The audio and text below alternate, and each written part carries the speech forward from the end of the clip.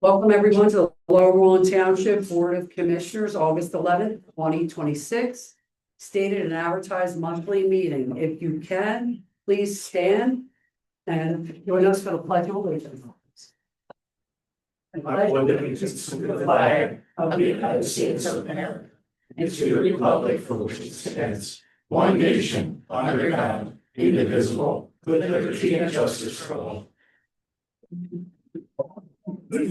Before we start tonight's meeting, I'd like to go over some meeting rules of conduct, which are on the back of our agenda.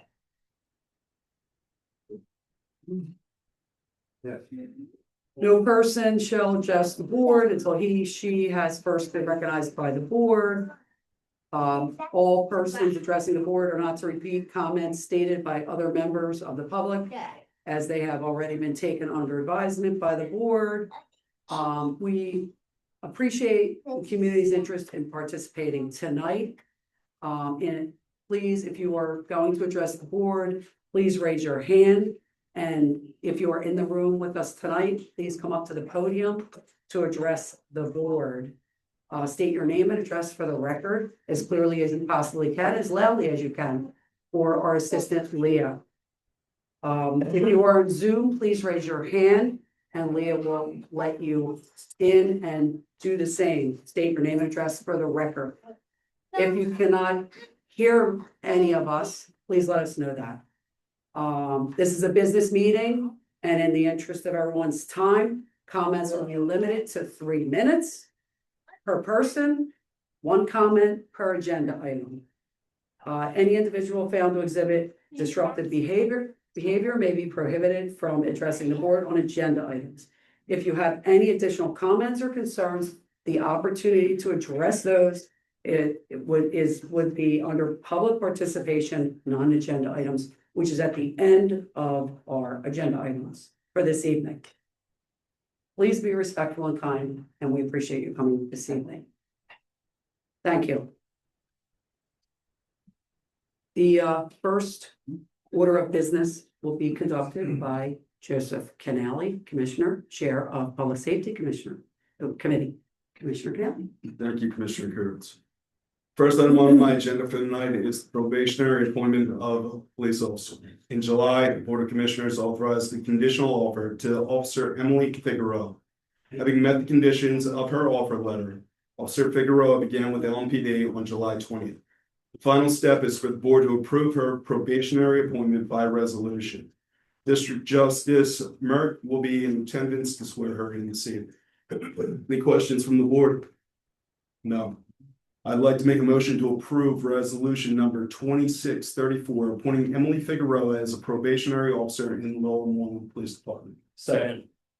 The motion has been moved and seconded to approve resolution 2634, appointing Emily Figueroa as probationary officer in Lower Moreland Police Department. All those in favor, please signify by saying aye. Aye. Any opposed? Hearing none, the motion is passed. Thank you, Commissioners. Thank you. So obviously, anyway, everybody's here for Emily tonight, so we want to welcome her to the Lower Moreland Police Department family. She's joined here by her son and husband, both Lewis, as well as her daughter Cora. Emily was born and raised in Philadelphia. Very excited to have her here. She did tremendous throughout our testing process, through each step, and we were all very impressed by her personality, effort, and certainly her performance, which put her in that top 3 for us and allowed us to hire her. She does come to us with some experience from the Philadelphia Police Department, as well as the Philadelphia Sheriff's Office, who we stole her from. So we are glad about that. Very happy to have her. She's, into her 4th day on patrol so far. So that's a great thing. And I'm going to turn it over to Judge Mert to swear her in. So you can come on up and you want Lewis to come in up. Yeah. Over here by the judge. I'm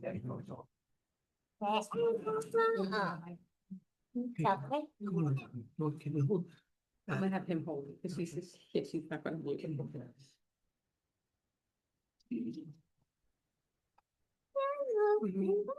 I, Emily Jeanette Figueroa, do solemnly swear I, Emily Jeanette Figueroa, do solemnly swear that I will support, obey, and defend that I will support, obey, and defend the Constitution and the laws of the United States of America, the Constitution and the laws of the United States of America, the Commonwealth of Pennsylvania, the Commonwealth of Pennsylvania, and the Township of Lower Moreland. and the Township of Moreland. I will discharge the duties of my office with fidelity and integrity. I will discharge the duties of my office with fidelity and integrity, I pledge to uphold, obey, and enforce the law and I pledge to uphold, obey, and enforce the law without consideration without consideration to a person's race, color, sex, to a person's race, color, sex, religious creed, sexual orientation, age, religious creed, sexual orientation, age, national origin, ancestry, handicap, or disability. national origin, ancestry, handicap, or disability. I will obey the rules and regulations, I will obey the rules and regulations, policies, and procedures policies, and procedures governing sworn members of the Lower Moreland Township Police Department. governing sworn members of the Lower Moreland Township Police Department. So help me God. So help me God. Congratulations. Thank you.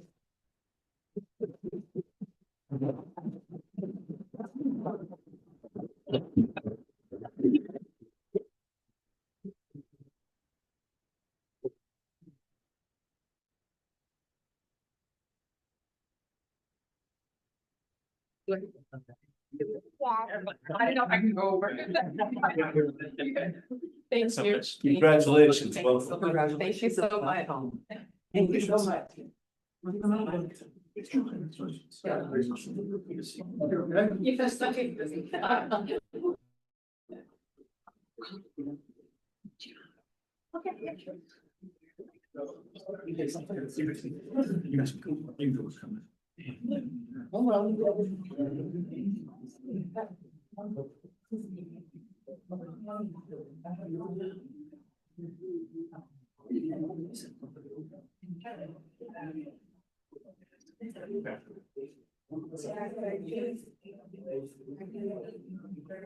All right.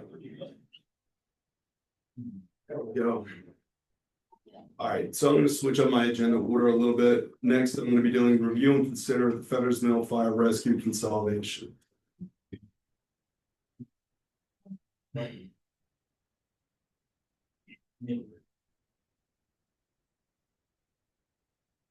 Wait, can you bring up the slide presentation?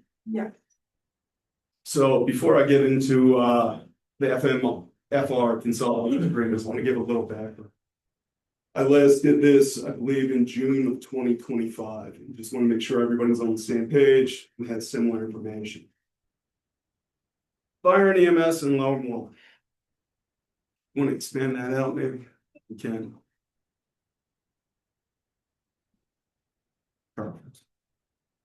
Per the first class township code, Board of Commissioners has the responsibility to ensure fire and EMS service as being provided to the community. Multiple studies have been performed between 2008 and 2024 to continuously review adequacy of service provided. All the studies have come to the same conclusion that both fire companies should merge. DCED, which was the state done survey, indicated they shall merge. Lower Moreland is not immune to the national trend of reducing volunteerism. In 1975, there was 300,000 volunteers in Pennsylvania for fire and EMS. Today, we're sitting at 30,000 volunteers, 10% of the force we had back then. Modern certification standards are also asking a lot of volunteers. When I joined as a member, it was 40 hours. In-house training, you're on the truck and going out. Now you're close to 160 hours for your fire one with your hazmat and different certifications. For OT, you're 160 plus hours. For paramedic certification, you're now pushing 2,400 hours. Emergency service analysis was conducted in September of 2024 by former Chief Showmaker. He affirmed the concerns of prior studies and also relayed that the consolidation should. The current volunteer system does not meet the baseline response standards confirmed by both departments as of this morning was speaking to their chiefs.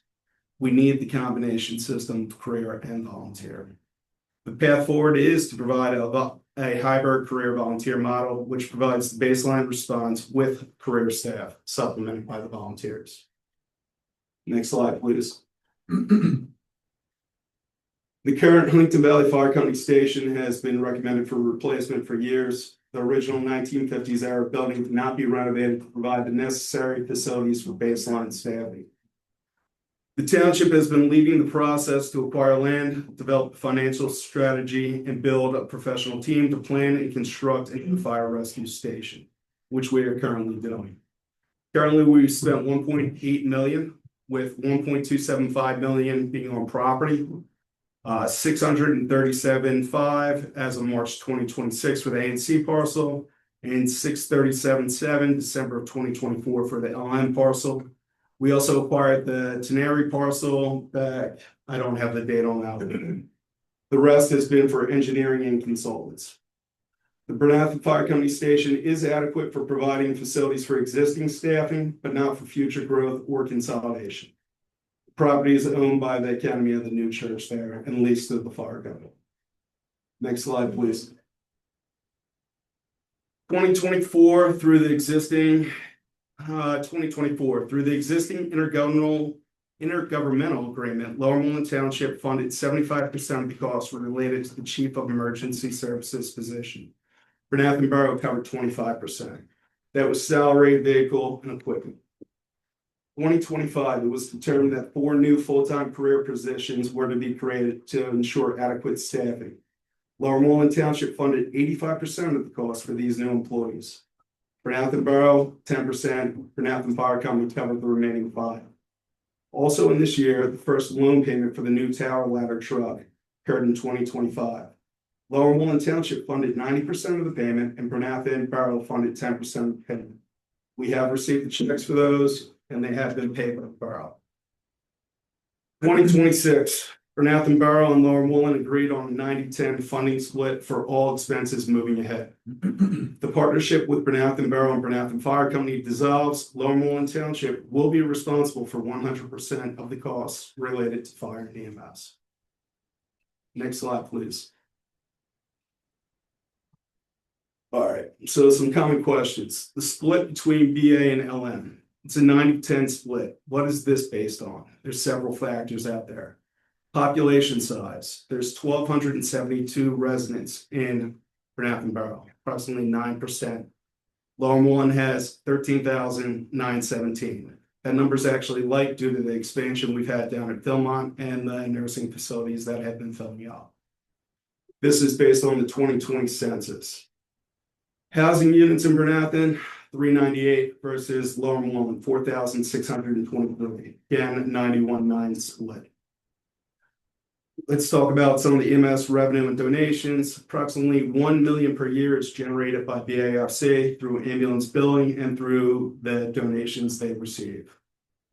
What's everybody bringing to the table? BAFC, current apparatus, personnel, equipment, and investment fund. Currently in that investment fund, there's $7.5 million for unrestricted use and benefit of FMFR. BA relief is less than $150,000 at the last number I had. HVFC. Personnel, all other assets are already owned by the township. HVFC relief, approximately $3.4 million in relief that would be restricted to the benefits of volunteer firefighters. Next up. Further showing the call volumes. Fire calls year to date, 292, 78.77% in the township, 12.67% in the borough, and 8.56% elsewhere. Going into the EMS calls, 54% in the township, 41% in other areas, and only 4.7% in the borough.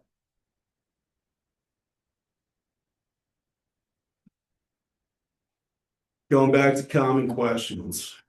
Why are we doing this? Commissioners have a legal obligation to the residents to ensure fire and emergency services are properly organized, up to date, and fully capable of responding quickly to any and all needs. Commissioners are the ones that have to determine if that obligation includes a sufficient number of firefighters, which is the lowest threshold to meet the legal obligation. We have adopted the NFP standard of 90 minutes, 90% of the time with force suppression personnel. This was under Chief Showmaker. with career staff whom provide both fire and EMS coverage are meeting this standard at this time, supplemented by the volunteers. Next slide, please. Are we getting rid of the volunteers? No, we're not. Any active member in good standing with Huntington Valley Fire Company or Bernathen Fire Company will be welcomed into the Fetters Fire and Rescue. Our goal, gaining more volunteers, would be ideal if possible. With the current requirements, training, and everything else, it's a tough goal or a tough task to fill, but that's what our people are trying to do. Currently, both departments typically have less than 8 active volunteers responding to any fire incident combined. That's a concerning number for everybody sitting in this room and for all the residents listening to this. Volunteers are not held to a mandatory schedule, and most cannot guarantee availability. Most homes now, we have dual incomes where you have a husband and wife working. It's tough to leave the kids both at home and get out to come and volunteer. The requirements in the society functions have definitely changed over the years, requiring more on that family unit or even the individual unit. Do volunteer firefighters have a legal responsibility to show up when the fire alarm goes off? No, they're volunteers. They try their best. If they're available, they're going to come out. But there's no guarantee based on their work schedules, vacation schedules, that we will have adequate personnel. The only way to ensure proper staffing is through having career staff supplemented by volunteers. When an emergency occurs, seconds matter, and having the right qualified and trained people in the station ready to respond can be the difference between life and death. After the last meeting that we had, the commissioners meeting, we were dispatched to a cardiac arrest. We were out the door within minutes. Upon arriving on the scene, it was found that the lady was in cardiac arrest. Without the quick response of the crews, she would have succumbed to her medical event. Luckily, the guys were able to defibrillate her, provide CPR, transport her to the hospital where she could have cardiac catheterization. She was discharged from the hospital a short time later, intact. That's remarkable. That's the service we want and we need in this township and in our communities. The only way to ensure that is by having career staff. Next, please. Current staffing levels. Right now, Huntington Valley Fire Company is all volunteer. The station staffed by some members a few nights a week. They have training and they have a duty crew night. They also receive stipend per call on the overnight program. Bernathen Fire Company is a combination department. They have 5 personnel on 24/7. It's a mix of firefighters, paramedics, and EMTs. Most of them are cross-trained in both fire and EMS. Additionally, 2 people are on a power shift from 6A to 6P, 7A to 7P based on staffing needs, dedicated for a second EMS unit or fire if needed.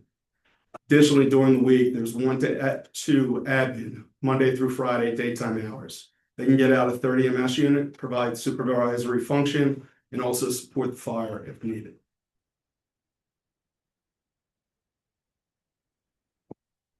How do we pay for it all? This is a little bit tough to say, and I apologize for that. If we can blow it up a little bit, you'll be able to see. Unfortunately, it's through raising taxes, but it's the only way to ensure it. We have the offset of the $1 million in revenue generated by the billing services on the EMS side, plus the donations from the community.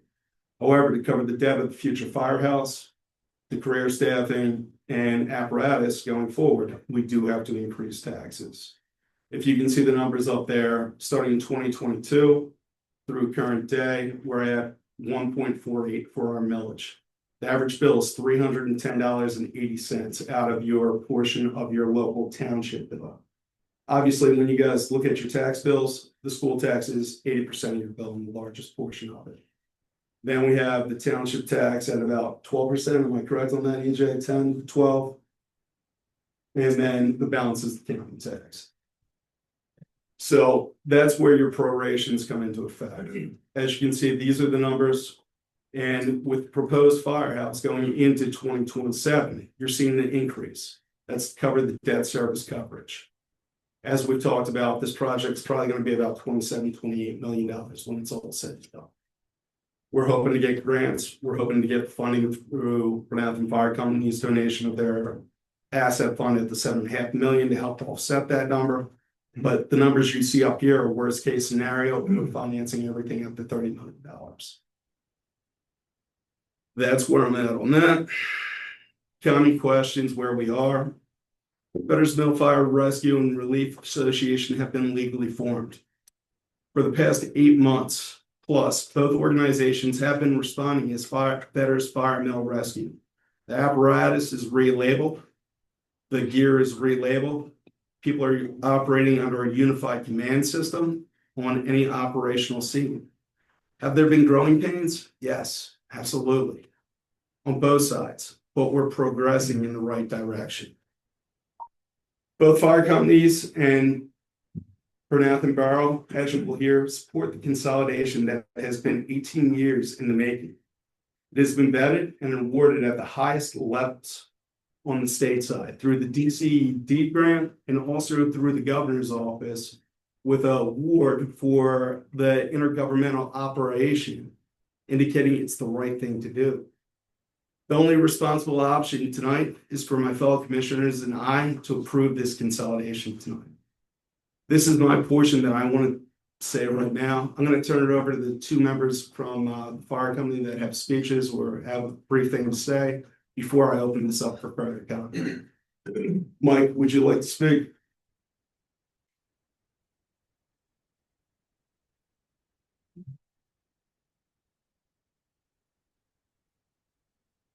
All right. Good evening. For those that don't know me, my name is Michael Molda. I've been a member of HVFC for 15 years. I have a little over 20 years of fire service experience across multiple companies.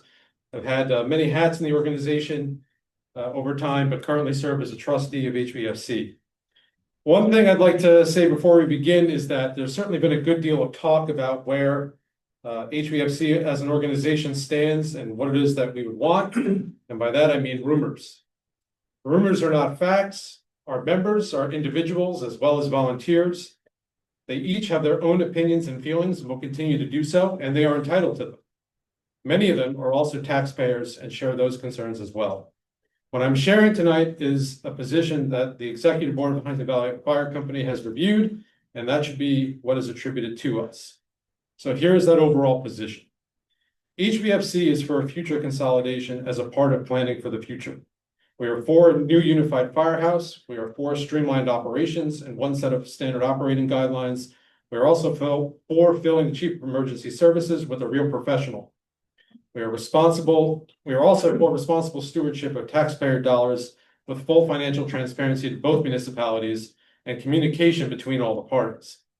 We put that in writing a few times over the process of this, as well as to a letter to Bernath Fire Company, where we included the rest of the board. And we also wanted to make sure that we said that again out loud publicly.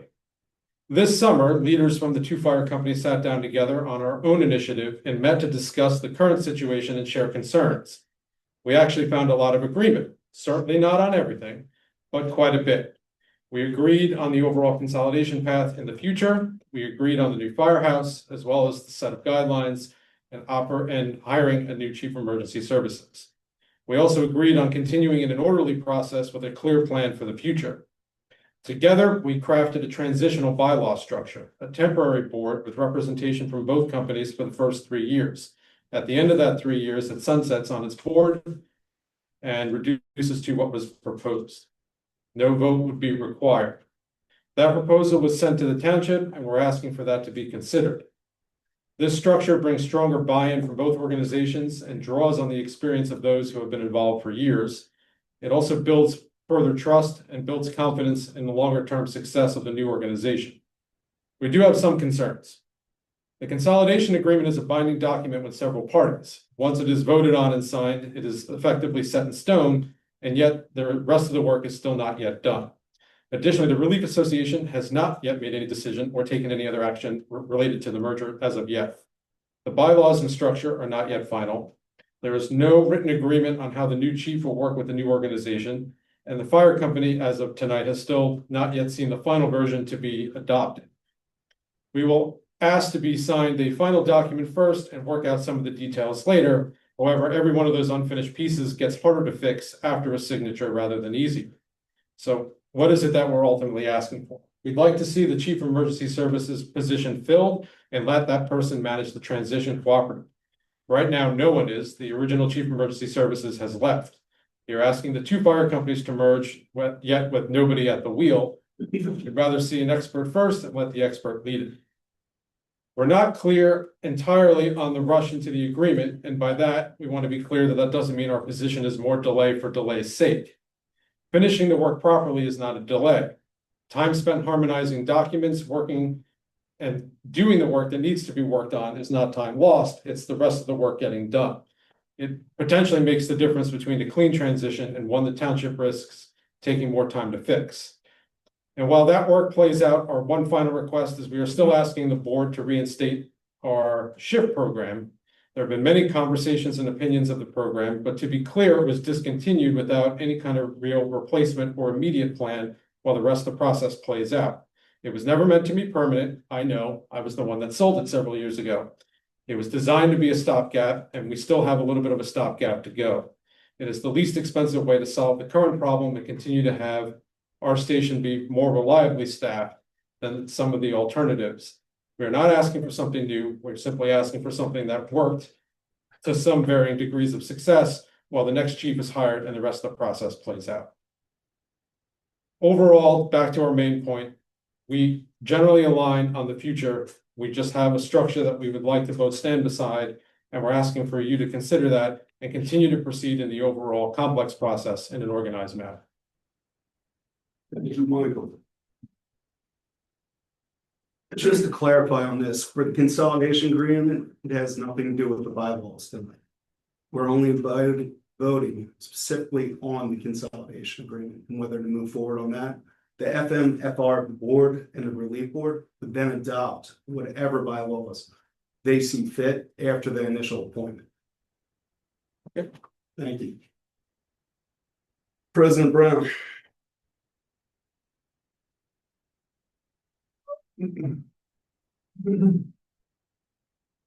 Good evening, Locke Brown, 20-year resident of Lower Moreland Township, residing at 2559 Pennypack Lane, Lower Moreland Township.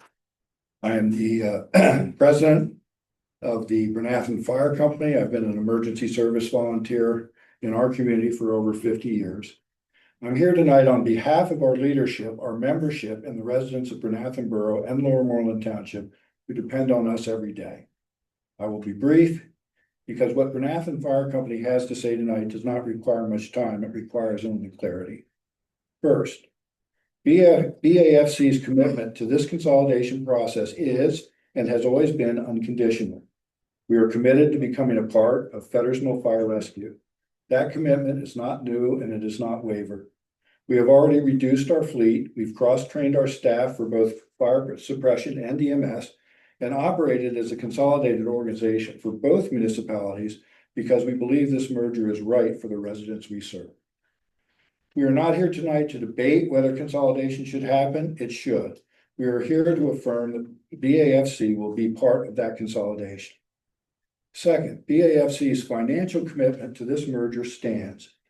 When a mutually agreeable structure, bylaws, and agreements for Fettersville Fire Rescue are in place, we will bring our full organizational assets, including vehicles, equipment, volunteers, professional staff, and over $7 million of assets to the FMFR.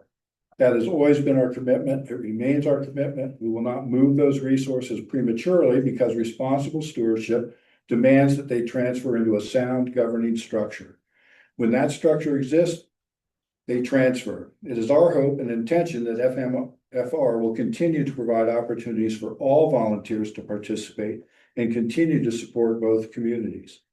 That starts tonight with the commissioners agreeing to consolidate Bernathen and Huntington Valley Fire Companies into Fettersville Fire Rescue.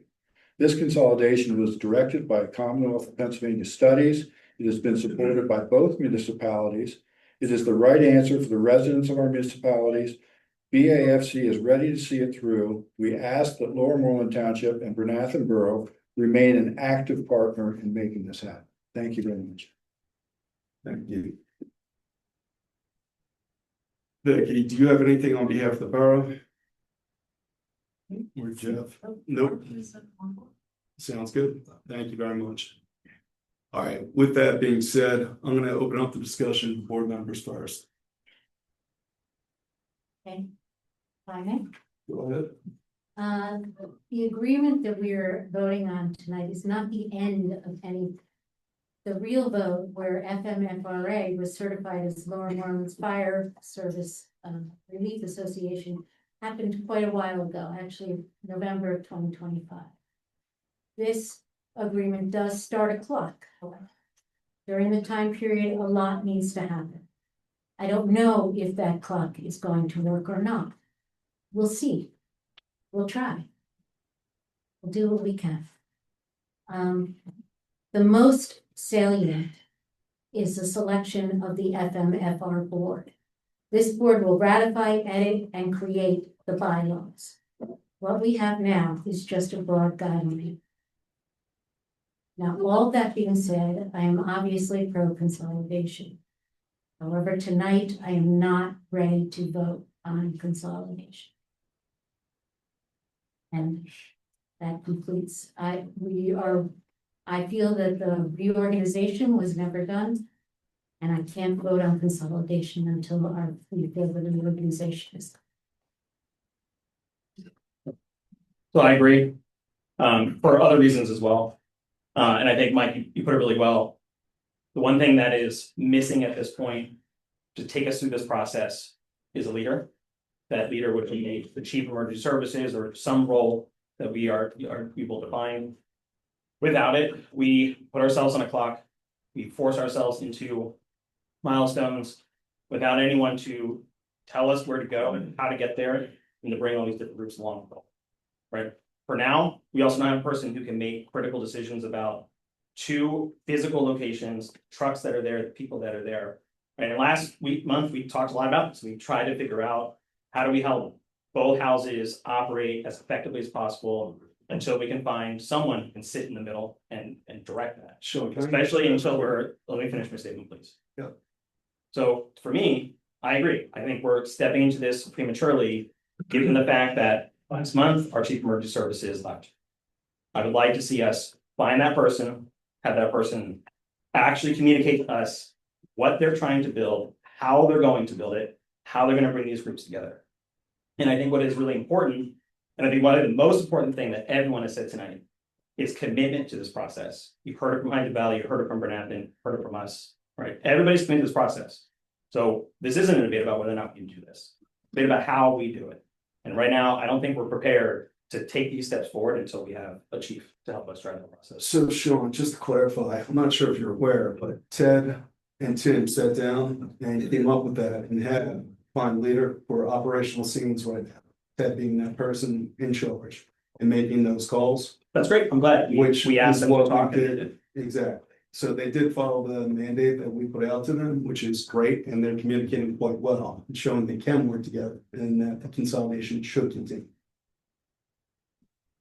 Okay, so we received letters from Mr. Brown and Ken a while back saying when Chief Showmaker left his position from the township, saying that it's very important that we go out and we hire a new chief of emergency service. That's what you said in the letter.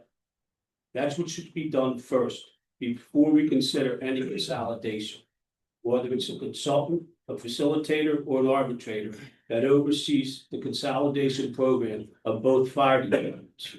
Okay, there's a lot of unanswered questions in this consolidation program. Okay, and it cost the township a lot of money. It raised our taxes considerably here in Lowell. More than our fire taxes went up almost $310 per house. And we've been doing this since 2023, raising the taxes of the Lowell Moreland taxpayers to try to get to a point here. We're not ready to consolidate. What we need to is we need someone to facilitate, arbitrate, or actually consult and bring the 2 departments together. We're not here yet for this. So therefore, we're working backwards. We shouldn't consolidate first.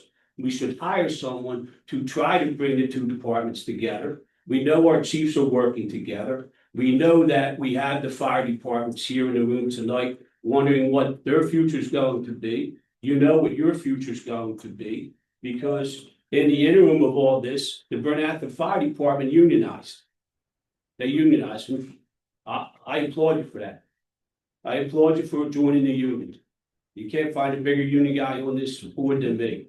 I was a union official while I worked before, and the union does protect your jobs. Okay, but we have to come to an agreement first. And we're not ready to consolidate tonight.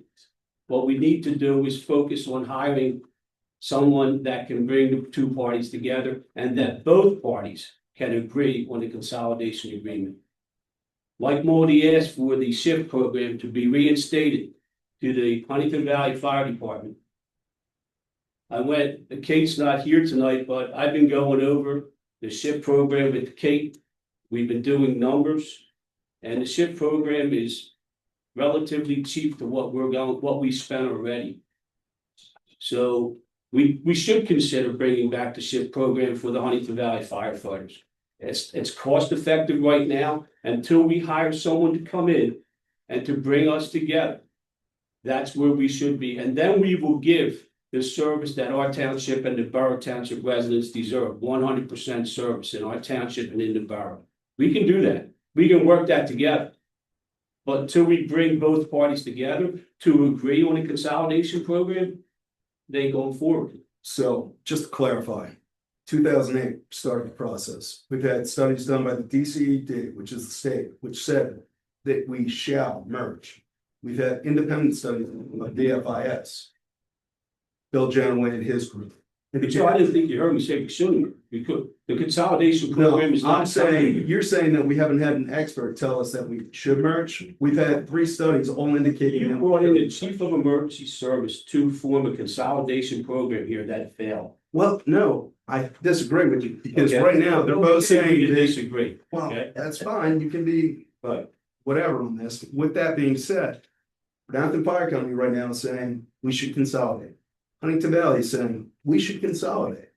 we're We've been not saying asking, right now, if you listen to Mike's statement, they're not saying right now. they're saying that Commissioner McDade, you spoke. Okay, I'm Please sorry. let Mr. Commissioner. they're saying the current bylaws. Stop speaking now, she was interrupted.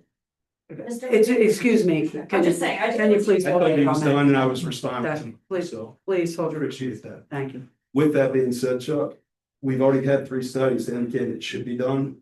Chief Showmaker came in and again reaffirmed that. 4th person saying it should be done. So it's been well vetted. Also went up to Shapiro's office. He approved it and actually gave an award stating we should consolidate its great aspect. Sitting down in the case at Lower Moreland, I got it here, and I'll say it if you'd like to, saying it's the right thing to do. Signed off by the governor. I know the background of that, Joe, and I don't want to embarrass you with that, okay? Well, we won't talk about Well, that. we won't talk about With that, the okay? embarrassment, We won't what talk you about did, that. absolutely No, not an embarrassment, what I did, what you did. disagree with See, you. we want to agree to disagree again. We do that a A lot. lot, yes, we do. So with that being stated, what we really need to get down to is making sure that our community is protected and well served through fire and EMS. I don't want to go tit for tat with you on this. That's petty, and I'm not going to do We're not it. going, I But made my statement. Let me finish, please. I gave my opinion. With that being said, we need to move forward with this. So I do. So it's my understanding that what's in front of us is, and what we would be voting on is just the 2 consolidation agreements. Solicitor Rice, I know you had a hand in this, and the FMFR, I'm asking you a question. I think you're up there on Zoom, the third square. Are you up there, Solicitor Rice? Yep. Is that you? Yeah. Yep. Okay. So the FMFR and the FMFRA board, can they make changes? And they are going to adopt once appointed, and the board would have, from what I read, 60 days to do so? Well, there's 2 consolidation agreements. They're identical. So, and one has the 2 municipalities, Huntington Valley Fire and Huntington Valley Relief, and the other one has the 2 municipalities, Bernathen Fire and burnout and relief. They're identical though. So that's the first step. That is an agreement to consolidate and to form the new board. And then there's appointments to the new board. And that's in the qualifications are in the consolidation agreement. Any volunteers that want to come over to the new department. And then ultimately, the new FMFR board would adopt bylaws. And I know there's some disagreement, mainly with Huntington Valley Relief on some of the language in the bylaws, but they're not up for adoption tonight. They will be presented to, assuming that board gets formed, the consolidation get approved, and what I'm seeing is there's 3 commissioners that aren't ready to vote tonight. So ultimately, when that board sits, they'll finalize. They'll elect their own membership. They'll finalize the bylaws, and then they'll vote to approve them. And like any nonprofit board, they can change the bylaws. There's a procedure in there to change the bylaws, but that there's some work that's got to be done on the bylaws. But that's not in front of the board tonight. It's just the 2 consolidation agreements. I just wanted to clarify that for the public. That was my understanding. That it will be up to those board of directors. Thank you. Any other questions from the board? So I just wanted to say, as the longest sitting commissioner here, I've been in this position many times. And I feel we can't wait any longer, but I respect each and every one of you and your comments.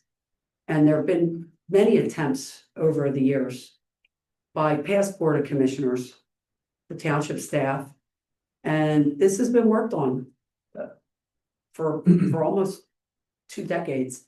And, I've seen comments, but public safety must be a first priority. We have a statutory legal obligation to provide this public safety to our communities. This service, it's important. It's life-saving, and we can't keep pressing pause. We must keep moving forward toward the momentum of this consolidation. And that's what I wanted to say to the board and the public this evening. Thank you so much for listening. Any other comments from the board? Any comments from the public? Come on up, Mike. I just have one other question. Mike Goodman, president of Firefighters Union. There's been a lot of talk about the fire chief's position. He was operating off a handbook from the state, correct? A pretty predetermined handbook, correct? A plan? The DCED. When Chief Schumacher got hired, there was a plan in place, what he was going to do, what he was going to accomplish, right? There was different action plan, yes, and there was. So this plan right here? A recommendation. Yes. Okay, so if his plan is in place, what is to stop the board from continuing his plan with the 2 fire chiefs while we're looking for a new replacement? The work's there already, it's just following through. Is there anything stopping? Is anything stopping it? I don't believe so. Thank you. Any other comments? Chris, come on up. Chris Amato, 535 Ann Street. I've been a member of the fire service for both companies since 1984. And I feel that some of these comments, Commissioner Kurtz, no offense here, but when you say the things that you just said, I feel a little insulted that we can't continue. I mean, we have an incredible career staff that is very knowledgeable. We have 2 chiefs, a lot of chiefs that I've witnessed. I ride a fire truck. Does anybody besides Commissioner CANALE, who sometimes doesn't ride a fire truck, he goes to the scene, but we take care of the community very well right now. We do very well. The numbers are great, like Commissioner CANALE said. The volunteers are unbelievable. what we do as a volunteer. Especially myself, in the past 2 years, I have worked every night except Saturday and Sunday. You basically said that we can't continue unless you hire somebody, and we can. We have very knowledgeable career staff here. We have chiefs that are very knowledgeable in this room right now that are very capable of handling a fire. If it's a very big fire, like the SPS fire in Abington, Montgomery County has a team that will come out and assist. So I'm not against any of this. What I'm saying is, I want to hear comments that the current people who are serving both communities are doing a very good job. Do we need to rush? I mean, why? I mean, are we all going to die tomorrow? I mean, Chief Showmaker said one of those comments at one time, that if he doesn't get this done, he's going to die. I think I'm going to die before him because I can't take this pressure that everybody is putting on me of things that I say. Do I want to say stuff like this? No, I don't. Am I happy about what I said last meeting? No, not at all. I don't like getting up in front of the community and talking like this. People say, oh, you were great. You should go back and watch what you said. No, I'm not happy. I'm not proud. I am very apologetic to people I've worked with in this room for many, many, many, many years. I love all these guys I work with. They're great. And we need to continue to work together, whether somebody is hired or not. What we need to do, just like Commissioner Hauser, Commissioner Blanton, Commissioner McDade are saying, is we need to be extremely careful in what we are doing. We rushed into this and it has caused so much hatred and so much animosity between the two departments. I have never seen it like this. Never. Never. And we want to continue to be hostile. I mean, I apologize to the career staff that's sitting in this room right now. I have nothing against them. They're great guys. They are very knowledgeable. You should have seen them last night with the amount of knowledge. Listen, I'm the type of guy that's hands-on. I cannot retain the amount of information that some of this career staff guys have. It's incredible. They know sizes of chains. They know the numbers. They know. You could hand these guys a test right now and I guarantee they'll get 100. You give me the test, I'll probably fail because I'm not good at stuff like that. But I'll fix your car. I will fix whatever it is and it'll be perfect. And I will charge you the less amount of money than anybody else will charge you. And I will help you out. Ask my customers, they will tell you. But I don't understand why everything has to be such a hurry and such a rush. Let's hurry up. Let's get this done. It's costing a lot of money. And I'll be honest with you, as a taxpayer and a longtime resident born and raised here, I'm nervous. I'm not going to be able to afford to live here anymore. And that's what we are doing. We are currently pushing people out of this town. I lost 5 customers. Commissioner Mueller can vouch. He knows some of them. They sucked out some of these letters, finding out what it's costing. Yes, you're right. Some of it is the school. That's a whole different ballgame. That's a whole different story. But as commissioners of Lower Moreland Township, I would think your job is to make sure that the money that's being spent is spent properly and it's spent the right way. Chris, I'm gonna ask you to wrap it up. You're over the 3. Okay, so please don't say that the current staff cannot provide services. We can, and we're doing a great job. So We all are, career and volunteers. So be careful, please, of what you're voting on. So I'm going to clarify that. Do not make any more hostility. There's enough of it already between the two departments. Please. What's your interpretation? Yes.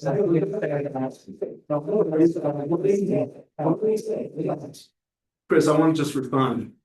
We as commissioners appreciate everything volunteers do. And sometimes it don't seem that way though. Chris, I'm a volunteer of the same. How many times have I talked to you guys about things that were happening? You totally ignored them. I appreciate You have made the volunteers leave because of the hostility. And I told Dennis, I told Ruth, I told you, Denise. You guys did nothing about it. Nothing. You allowed the hostility. You allowed the pain, the suffering. Chris, I appreciate your opinion. You and I disagree on something. But thank Okay, you. well, like Commissioner McDade, we can disagree to disagree. Come on up. Sorry you feel that.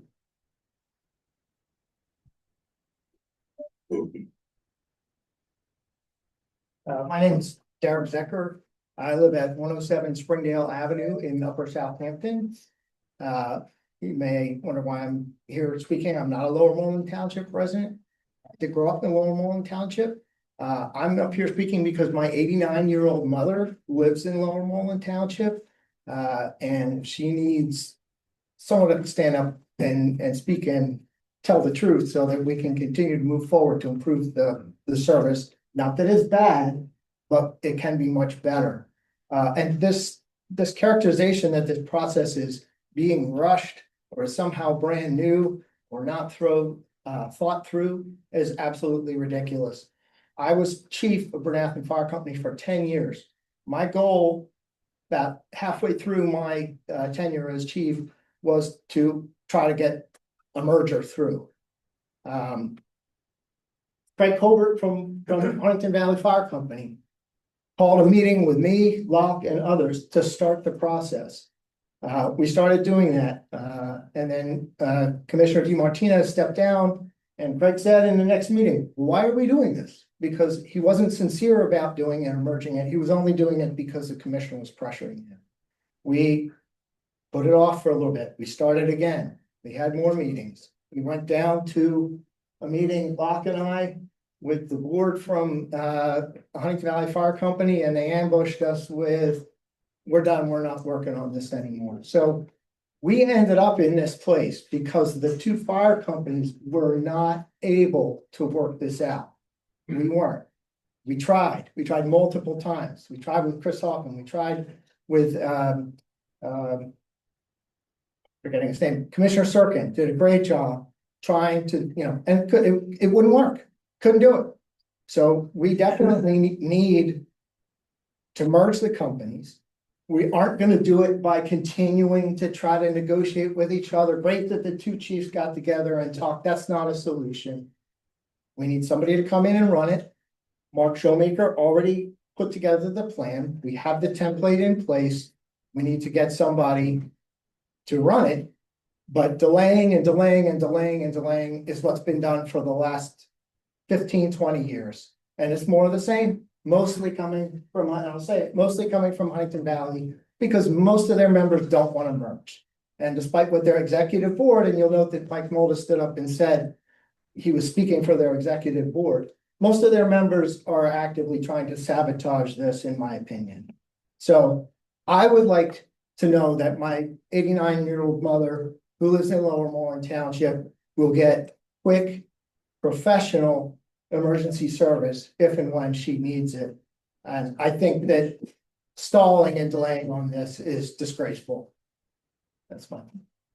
Thank you for the comments. Any other? Come on up. Come on. What was that, Commissioner? I was just saying I'm running time the same as those guys. Trying to keep up the numbers. Jason Beato, Washington Lane, Ward 1. And I think some of those ridiculous statements we just heard. That there's people in the Huntington Valley Fire Company that does not want this to merge. I'm here before you as a taxpayer. And I do have intimate knowledge of what's going on, but I'm also a volunteer fireman, but I'm not here on their behalf. I'm here on behalf of my family and my community, which is the reason why I volunteered as a fireman.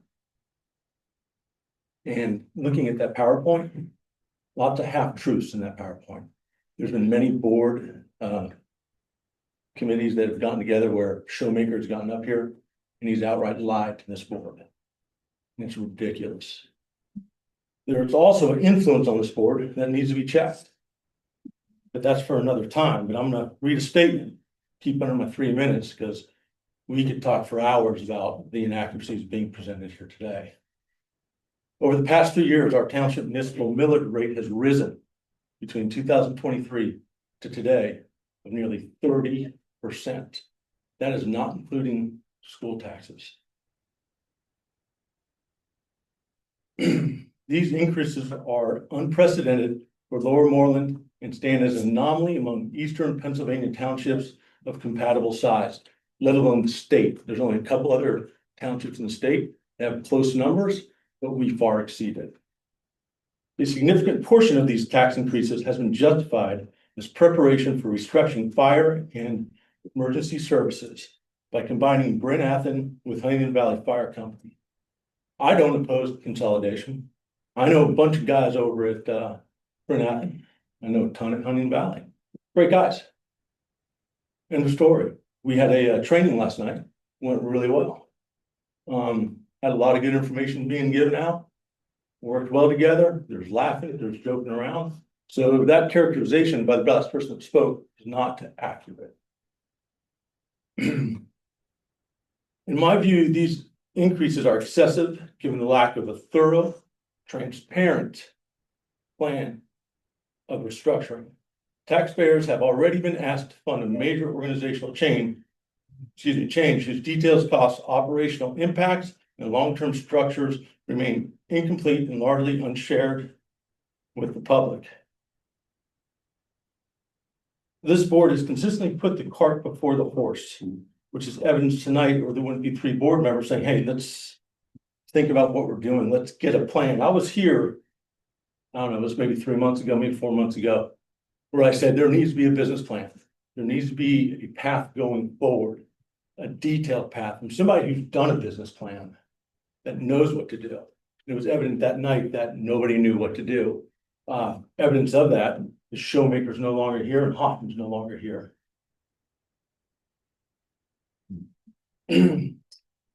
Consider one concrete example. Huntington Valley Fire Company's annual operating budget has been approximately $130,000. I'm gonna have you wrap it up in the next meeting, Kevin, please. Yet the township created a new director of emergency services position whose salary alone exceeded that entire budget. That position did not fill an identified operational need of the township. It existed primarily to advance a consolidation plan that had never been fully developed or vetted. The individual who held that position is no longer with us, yet the elevated tax burden remains. I'm concerned that the preparatory work and overall plan for this restructuring have not been thoroughly developed. The situation is further complicated by the recent resignations of both the township manager, and director of emergency services. You're coming up in 4 minutes now, but I can stop you. I'm almost done. The commission's advisories, okay. There's also serious risk that at least one commissioner may have a conflict of interest that can improperly influence decisions of these pending issues. The Pennsylvania State Ethics Commission in the spring 2025 newsletter states, the commission's advisories have consistently concluded that if you or a member of your immediate family serve as a director, officer, owner, employee, or holder of a financial interest in an organization, such as a private local fire company, then you would have a conflict of interest with regard to participating in discussions or votes on matters before the township, board of supervisors, or borough council pertaining to that organization. As such, you would be required to abstain from participation, which would include voting unless statutory exception exists. If the following township solicitors already reviewed this ethics issue, I request, yes, 5 minutes. there's 2 paragraphs. I request that a written legal memorandum containing its full analysis be provided to the board and made available to the public before further action is taken. This is what I request of the board. 3 points, that's actually in the DCED, as you referred to. On a Okay, couple make it occasions. quick. You're at 5. Clear, detailed written plan prepared to address operational structure, command staffing, funding, response protocols, and long-term costs. The public is given a meaningful opportunity to review the plan and provide comment. Past practice has often limited or excluded community input. With the recent changes in township leadership, full transparency is now essential. And finally, an independent working group is formed that includes representatives from the township, both fire companies, and residents of the community. Structured so that no individual with the potential bias or conflict can control the outcome to the detriment of township taxpayers. Only after these steps are taken You're now should this, 6 minutes. I understand what I'm saying. Can you Only the wrap board up? then should vote. And that's it. Okay, thank you. Thank you for your comment. Any other comments? One of please.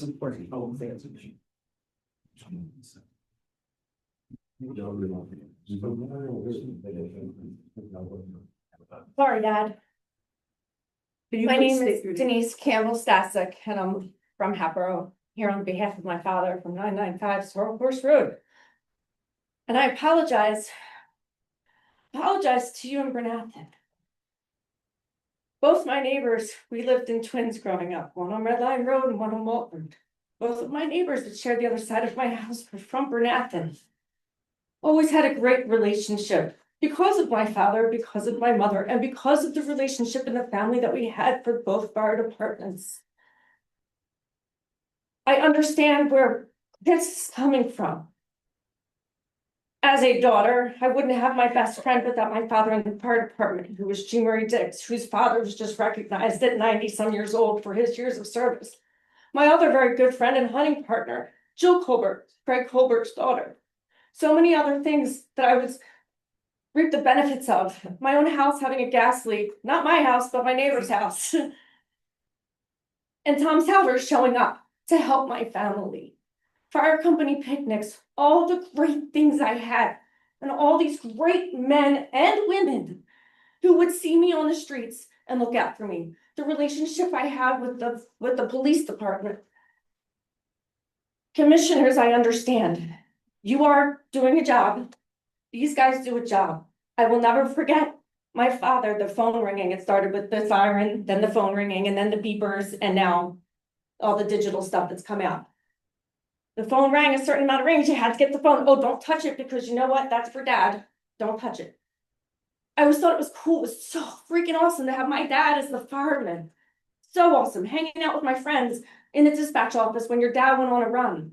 Because of the fact that he valued every community member's life. Paid or not paid. Came home from work. Got up in the middle of the night. If you know a fireman, they always back in. If you know a fireman, their pants are ready to go on the side of their bed. They jump right in them, just like their boots. That is my father. That is all these men here.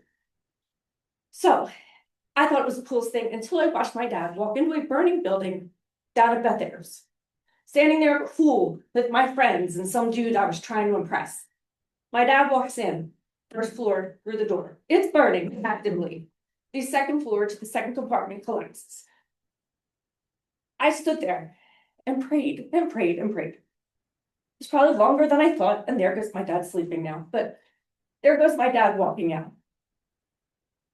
Changed everything for me. My bragging rights were different, okay? So while we talk about this merger and we understand why it happens, no offense, Joe, but you gotta tamp it down a little bit. You can't interrupt people when they bring up points. That's their point. That's their opinion. They're entitled to it. You can't throw these facts. I encourage you all to hold on the vote tonight. Post all the studies that you've done. They're not necessarily debating that. What they're saying is this big family, okay? You take my big family and you tell me I have to take in the grandparents. But the grandparents get to take over all my living space. That's not fair. Huntington Valley has always encircled Bernathen. Whether you think it or not, guys, we have always worked together. I swam with a lot of kids from Bernathen. I know you're shaking your head over there, but they've always worked together. They've always had good teamwork. Always. And I had great friends from Bernathen. And this is just forging it for a lot of people who are proud Lower Moreland people. So again, post the studies. Put it out there. Stop saying it. Stop putting on a PowerPoint that's too small for most of us to read from the back of the room. Stop interrupting somebody and saying, hey, we went through this. You know that, right? It sounds like you're trying to kind of overpower them and say your comments are stupid. These are very intelligent people. At 51 years, I've learned a lot in my life. That's my dad. My mother just told me what their school taxes are. Now everything else is going up. And not only that, where is Bernathen? Where's the commissioners? If you're doing this merge, why aren't we having this conversation? The taxpayers, it doesn't seem fair. It doesn't seem fair that we bear the brunt of it. And listen, these guys in the fire department are fully equipped. That water rescue, who do you think's responsible for that? Who do you think's responsible for that boat and that truck? Not that they're not trained, but these guys campaigned for years to have the best of the best, and Chris Motto did not give himself enough credit for keeping those trucks. I know, 3 minutes. I got you. I'm going to go to 3:20. So bottom line is this. It should have been, hey, Huntington Valley, you've got the bigger, better trucks. How can we assist you? And Bernathen, how do you think this is going to work? But no, you took their toys. Hey, everybody's got to share, right? You took their toys, and that's not the way it works in my house. If you work for it, you earned it. They're your toys. That's all. The other thing is, I just want to clarify. You raised some points, and these are just questions. I can go over my time or not. But he pointed in the PowerPoint, something about we barely make it with 8 volunteers, okay?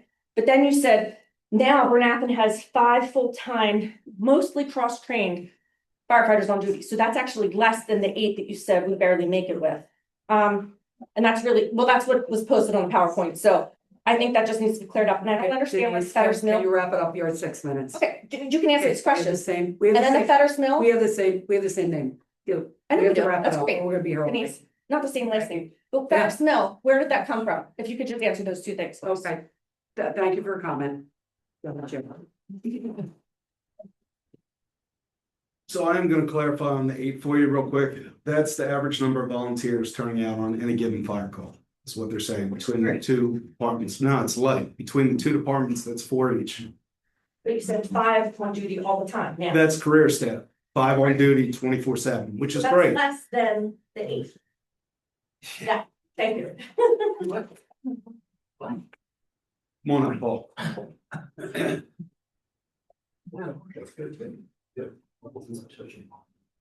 Yeah. Reverend Dr. Paul Randolph, 2315 Stoll Road, Huntington Valley.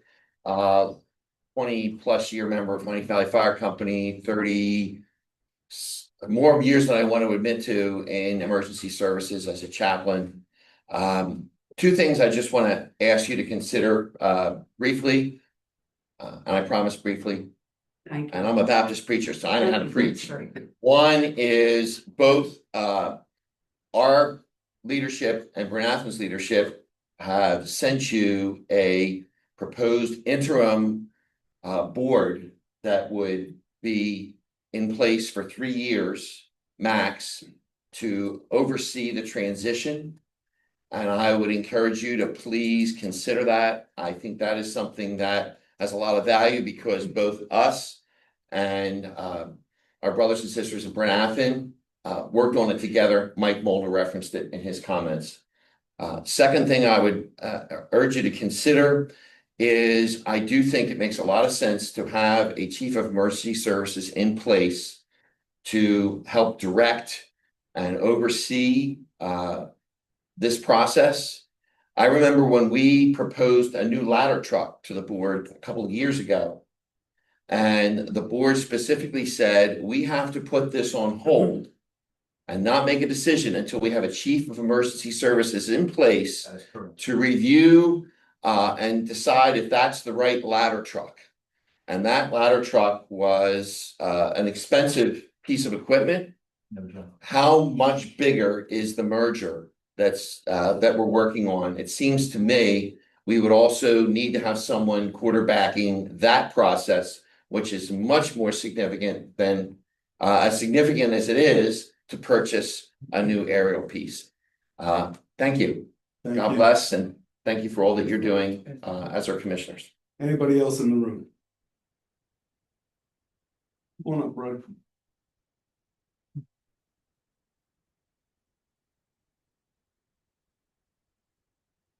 Good evening, esteemed Board of Commissioners. My name is Rahul Agabare Singh. I am a resident of 3489 Paper Mill Road in Lower Moreland. I just want to make it clear, I'm just a community member. I do not know what it takes to run the fire companies, but I do know that I would not be here today without EMS services in my life, okay? I can only thank the people that are behind me and the people, the EMS and fire company responders that have worked tirelessly every day to ensure that this community gets what it needs. Commissioner Chuck McDade says a phrase that I've been considering for a while now sitting there, which is know what your future is going to be. And frankly, I don't know my future. I've never known my future. And all I can control is the present. I can only work now. And I'm not here to tout anything about what I've done to work. I'm here first to say that, like I said earlier, I appreciate the current staff and the volunteers of all involved fire companies and EMS personnel. I don't doubt any of your abilities. You have currently, and you have in the past and currently do everything you can to keep us safe and respond to emergencies. You all understand the mindset of work now because you do put in the work now. You always put in the work. But the problem I see is that the work is there right now for the board now to make a decision on how to best equip these brilliant people and these hardworking people with equipment, a place, the fire station itself, and everything else that goes into making the fire company and making this all work. Because this is an important part of our community. Having first responders being able to get to scenes quickly, because I know 9 minutes, 90% of the time may seem like just a number to some people, but when I wasn't breathing, I was counting every second. And the second that I saw the lights roll up on my driveway, I knew that I was safe. And so all I ask is to take this into consideration. Making sure that these people are the best equipped as soon as possible should be the first and primary concern of this Board of Commissioners. Thank you. Thank you. Anybody else from in the room? Open it up to online. Yeah, Laura. Go ahead, please.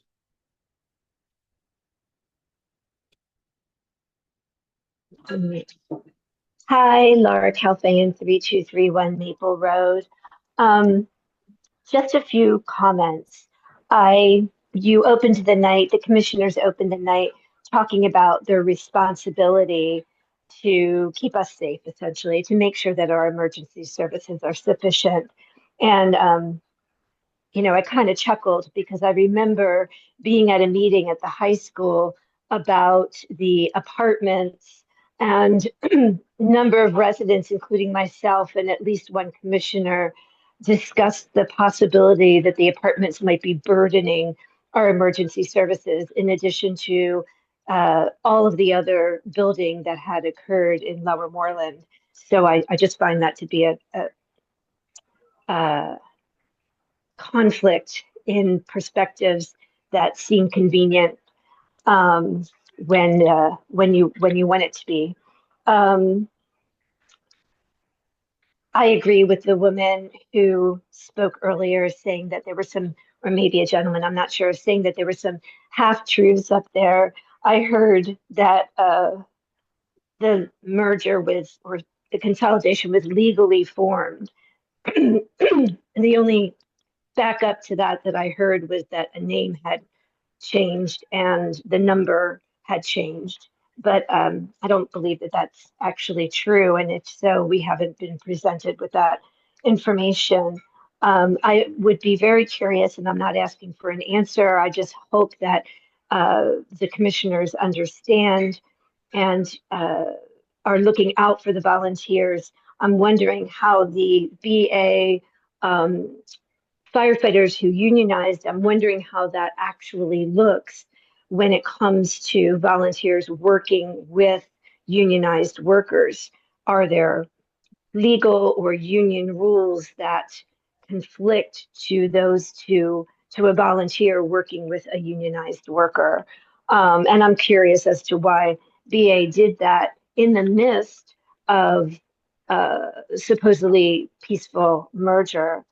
It just doesn't seem like fair play. And my other comment is I heard, and I know because I've been paying attention for many years, that consultants have come and assessed the firehouses.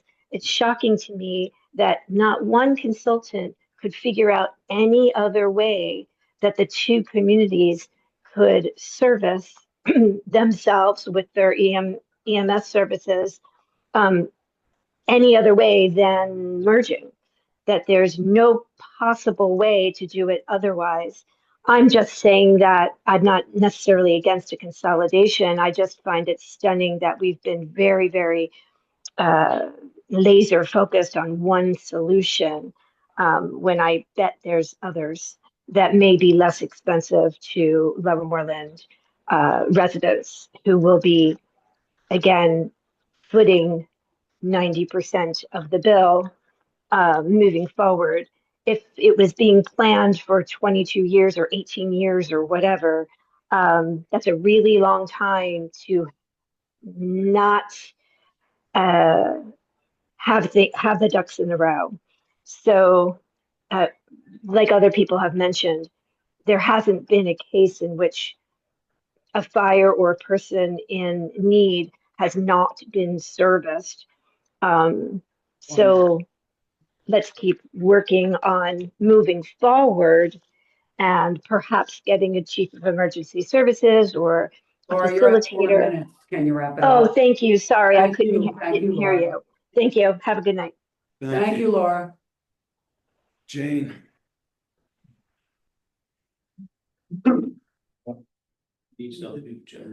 Yeah, you got on mute, Jane. Yep, I did. Jane Sale, 2126 Winthrop Road. I'm curious, I understand there's reservations about forming the final vote for the merger of the two fire departmts. Years past, I've been here 36 years. Bryn Athyn was always the EMTs. Lower Moreland was always the fire department. Bryn Athyn EMT saved my life and Janie's life, so I'm eternally grateful. But I'm curious now that the merger's at hand and you want to hire a new fire chief or services chief, how are you going to do that if you don't have an organization that they're going to represent? You can't hire someone to represent two separate organizations that answer to two separate boards. So you have to come to some type of an agreement amongst yourselves that will allow you to merge both fire departments so that you can go out and hire the best emergency services person to represent all of the units and all of the firefighters and all of the EMTs and paramedics that will best serve the Lower Moreland Township and the Bryn Athyn Township. So how do you propose doing that if you're going to pass on the vote of consolidating the fire departments tonight? Thank you, Jane. Thank you. Jeff Elsing, I believe, down in the bottom right corner. Oh, there was a thumbs up. Anybody else online, Leah? Anybody else? Any further comment from the board? Yeah, I just want to say something because I'm sensing nervousness from a lot of the comments that are coming up here. So I think this is just an important statement to say. The discussion of consolidation, right? The state of however this vote goes down tonight will not impact the ability of these two houses to deliver the services they deliver to you if you need it tomorrow, next week, next month, right? And I think it's really important to say that this discussion is a discussion about long-term investment. It's a long-term strategy for how we want to continue to deliver the services that we deliver today for decades, right? So it is, if we vote and it doesn't pass today, they will answer the call. They will be there because that's what they do. And I think it's admirable that in light of our former chief leaving, that they took it upon themselves to come together and say, how do we keep this going? How do we find out and figure out the things that were keeping us, that were creating friction over these last 2 years? And how do we get through that? And how do we find a way so that when we are ready to consolidate, when we are ready to put all these things together officially through vote, that we can do that we can pick up the time, we can run with it, right? So I just want to make sure that it's really super clear to everybody out there, anyone who's watching this in the future. The services don't go away if consolidation doesn't happen today, right? We are trying to discuss how to make sure we continue to deliver the services we do for the long term. And it's not easy. There's a lot of things to consider. And that's why we are taking the time we need to really figure out the best way forward. And once again, we've talked about a lot. Having someone to communicate that and to lead that is critical to the success, right? That's why we hired a chief emergency services before we had this entity formed before.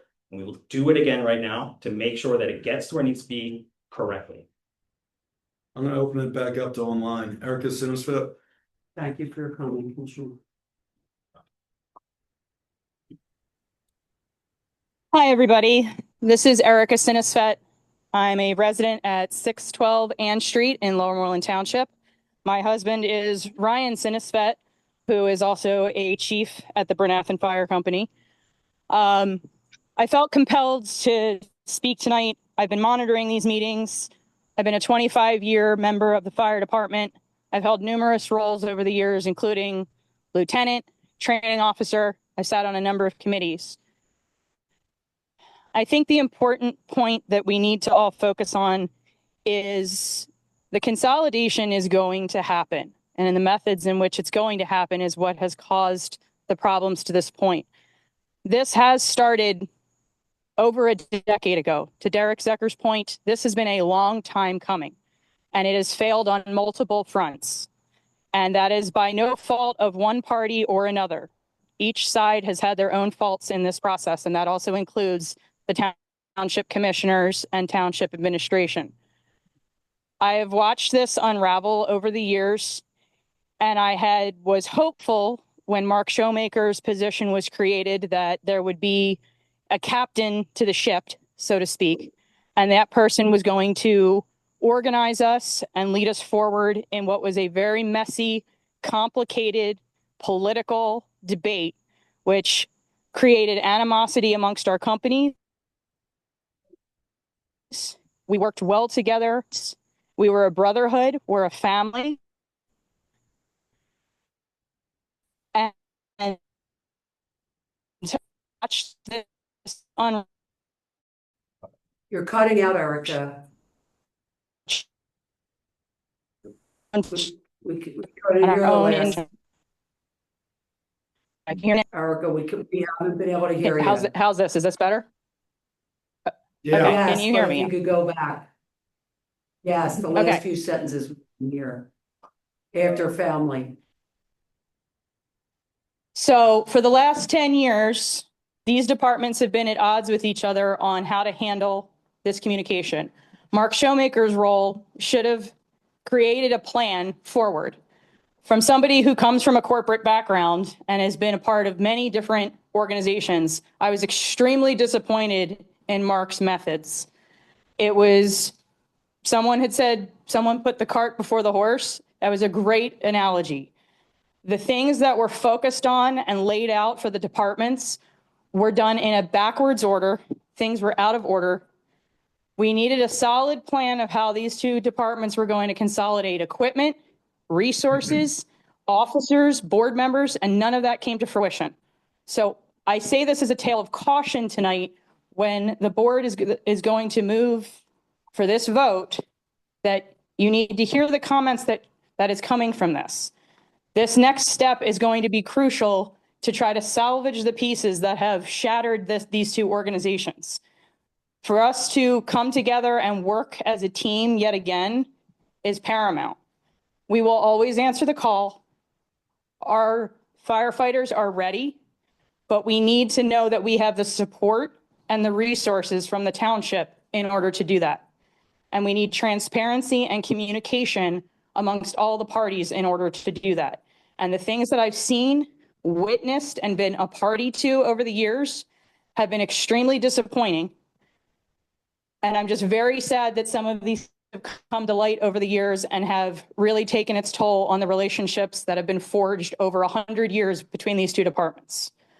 So please, everyone, as you're considering this, think about the bigger picture of what we're doing this for. This is for our communities and for our citizens. Erica, you're up 4 minutes. I'm concluded. Thank you. Thank you. Thank you. What do we got left? iPhone 4? Hey, how are you? This is Joe Pace from Pepper Road. So I have a question. So who's taken the lead or the responsibility with hiring somebody to replace Shoemaker? What was your question, Joe? Sorry. Who is taking the lead or who's responsible for replacing Shoemaker? That's coming up on the agenda tonight. Okay, so you can't say who's in charge of that process? So we're going to be hiring an outside agency to do a search for a new chief of emergency services or something of that title. Okay, so All right, so it'll be somebody with an unbiased opinion then. It should be an outside organization who conduct the search. It's what is on the agenda that we're gonna be voting on later. All right, how long did it take to hire Chief Showmaker the first time? 4 months.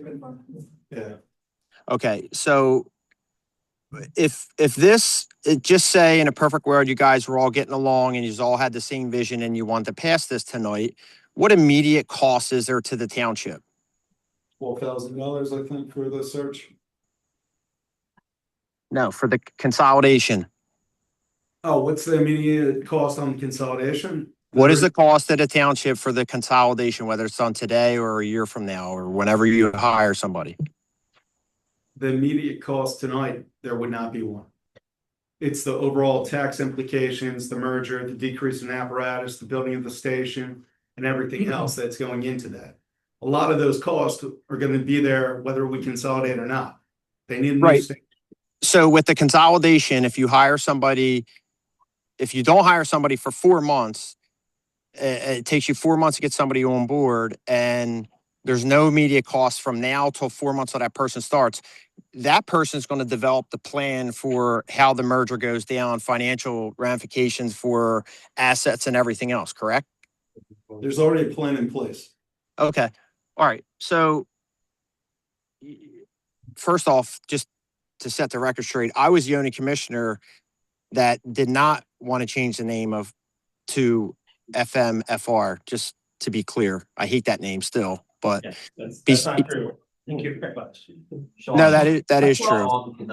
Joe. All right. So listen, so Go ahead. first off, immediately, what I would do to make everyone happy, because I've personally saw Chris and others on active fires in the township, and they do a hell of a job. And I think immediately the shift pay should go back, like now, like vote on that tonight, get them their shift pay back. I think it's crazy that they don't have that. So that should go back now. So take care of the people that take care of you, right? So that should be step number one. Show that you guys are working together for, so there's some camaraderie amongst everybody to show that I am with you and I'm not leaving you out in the cold, because that would piss me off if I lost my shift pay. Joe, you're past 3 minutes and the topic is consolidation. Well, I want six. So we Well, wanna stick on that subject.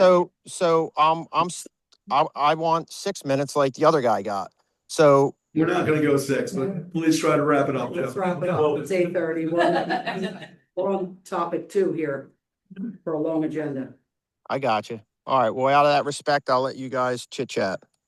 Thank you. Anything else online, Lynn? No. Anything else from the board?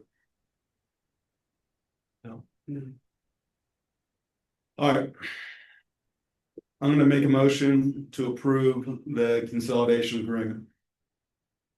Second. Motion's been moved and seconded to approve the consolidation agreement. All those in favor, please signify by saying aye. Aye. Aye. Any opposed? Nay. Signify by saying nay. 3-3, motion fails. That's right. All right, we'll table that for next month. We're gonna move on to my agenda.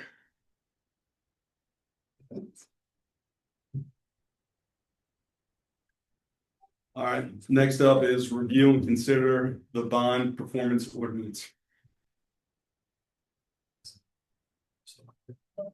Tim Anderson, come on up.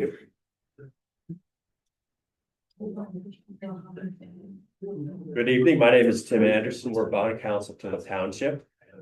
We're here to present the ordinance based upon the upcoming bond issue. And with me is Ann Murray, who can speak to the business end of the financing. Ed, if you want to discuss the numbers. So there's a presentation up on the board.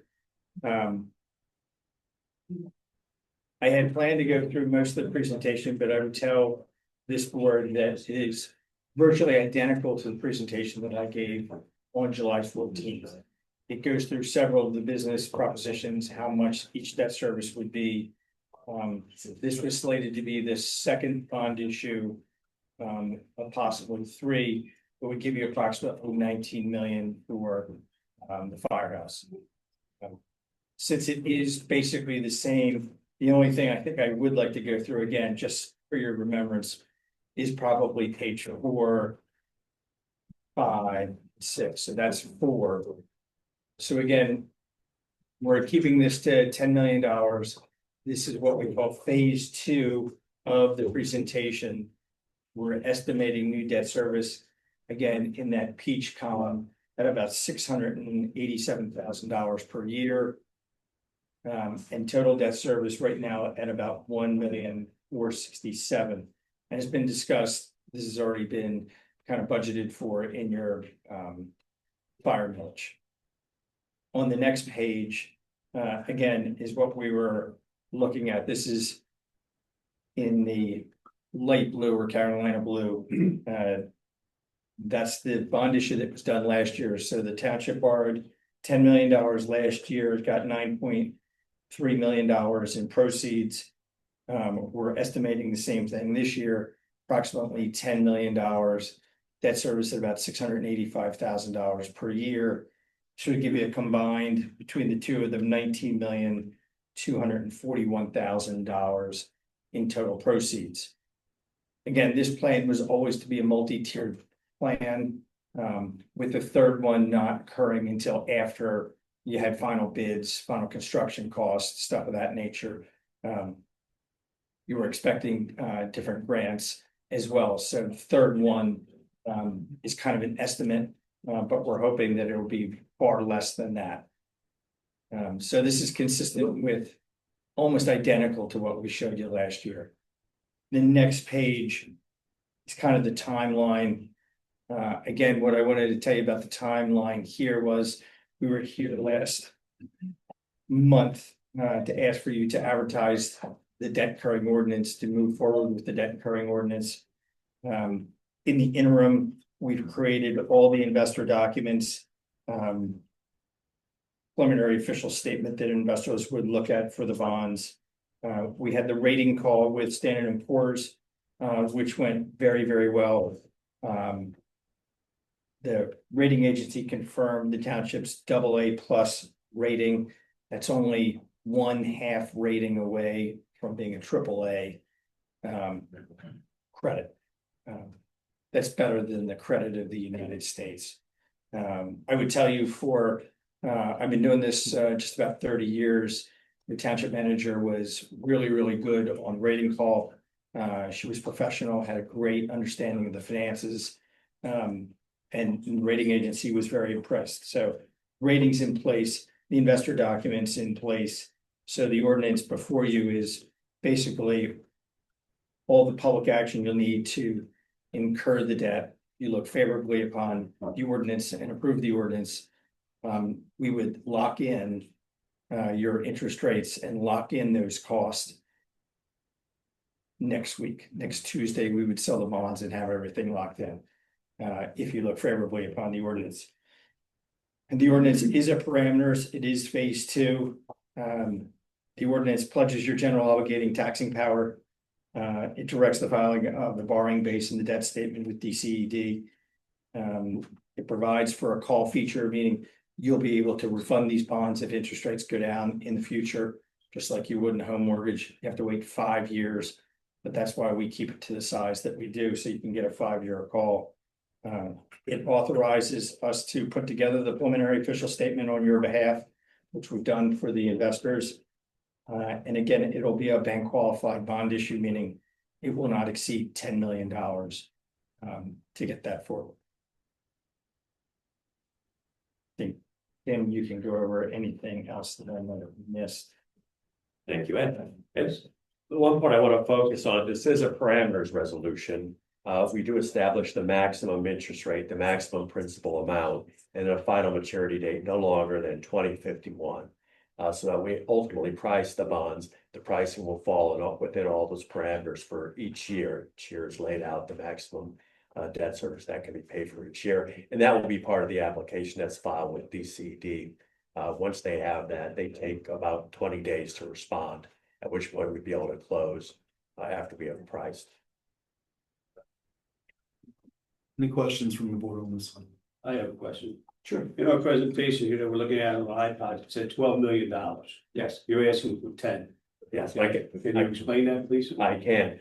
What we're required to do for DCD in a parameters resolution, where it's similar to sort of getting pre-approved for a mortgage, where we have a maximum amount, but what they require is we have a maximum amount for each year as you go through it, and when you total up all those years, you get to 12 million because you have to submit the maximum amount.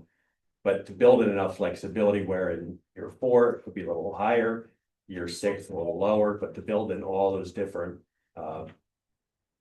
ranges of where things can fall from an interest rate standpoint, debt service standpoint, you end up with 12 million. So it won't exceed 10. It won't exceed 10. It will not. Right. So right now, our plan is to lock in next Tuesday at that rate next Tuesday, or with the rates we have them now. No, the rates will sell the bonds. We enter the market, we find investors up to Vanguard, Fidelity, all the big investors. And then we sell the bonds and establish the interest rates next week. So where are we at on interest rates today? The banker. So it's kind of difficult to describe to you because it's not one big mortgage, it's not one rate. We sell bonds at different rates. The shorter years, 27, 28, 29, 2028, 20 are going to be at like 2.9, 3%, 3.1, 3.2. The longer ones towards 2051 will be closer to 460, 470. But if you were asking me so we do that so that when you get to 5 years, if we can refund the bonds, we can refund the highest coupon to the longest ones as quickly as possible. But it's not all one interest rate. They all have different, each year has a different interest rate. If you ask me to average them, I would average them up and I would say it would be around 4.74, 4.78. Well under 5%. Right. So with loading these bonds, we have a certain time frame to actually show the spending of this money, correct? Yes, you have 3 years. Okay, we have 3 years. To spend 85%. 85% of it. And if that doesn't happen, we get penalized? You don't get penalized. Okay. But we have to restrict your earnings, what you're earning in an account. So we restrict the earnings. Okay, there's no penalty. These things take their time. Yeah. Plans change. I've had schools that we thought were going to be done in 2 years and they took 4.5 years.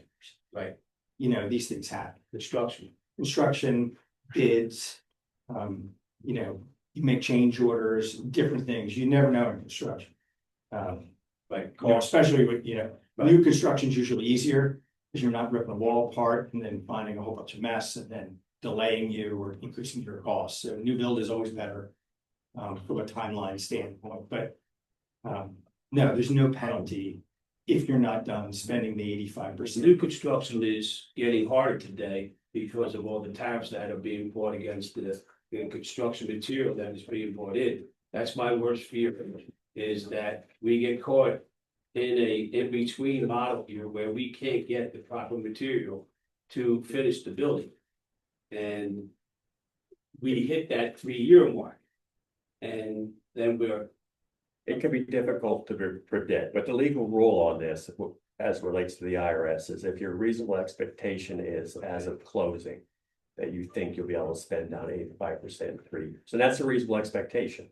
So it's not a guarantee, it's nothing else. If something happens, certainly something unexpected or unanticipated, then you're on solid ground. And we're seeing the same, we just did a bond issue for Spring City Borough, for New Borough Hall. And they have the same concerns. Bidding the project, where's the project going to be bid? Where are we going to get the steel? Do we need American-owned steel?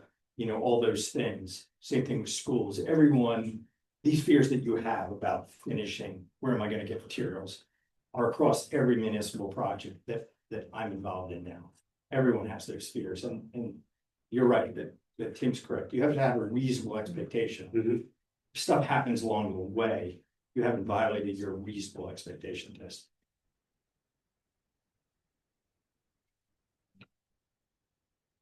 Any other questions from the board?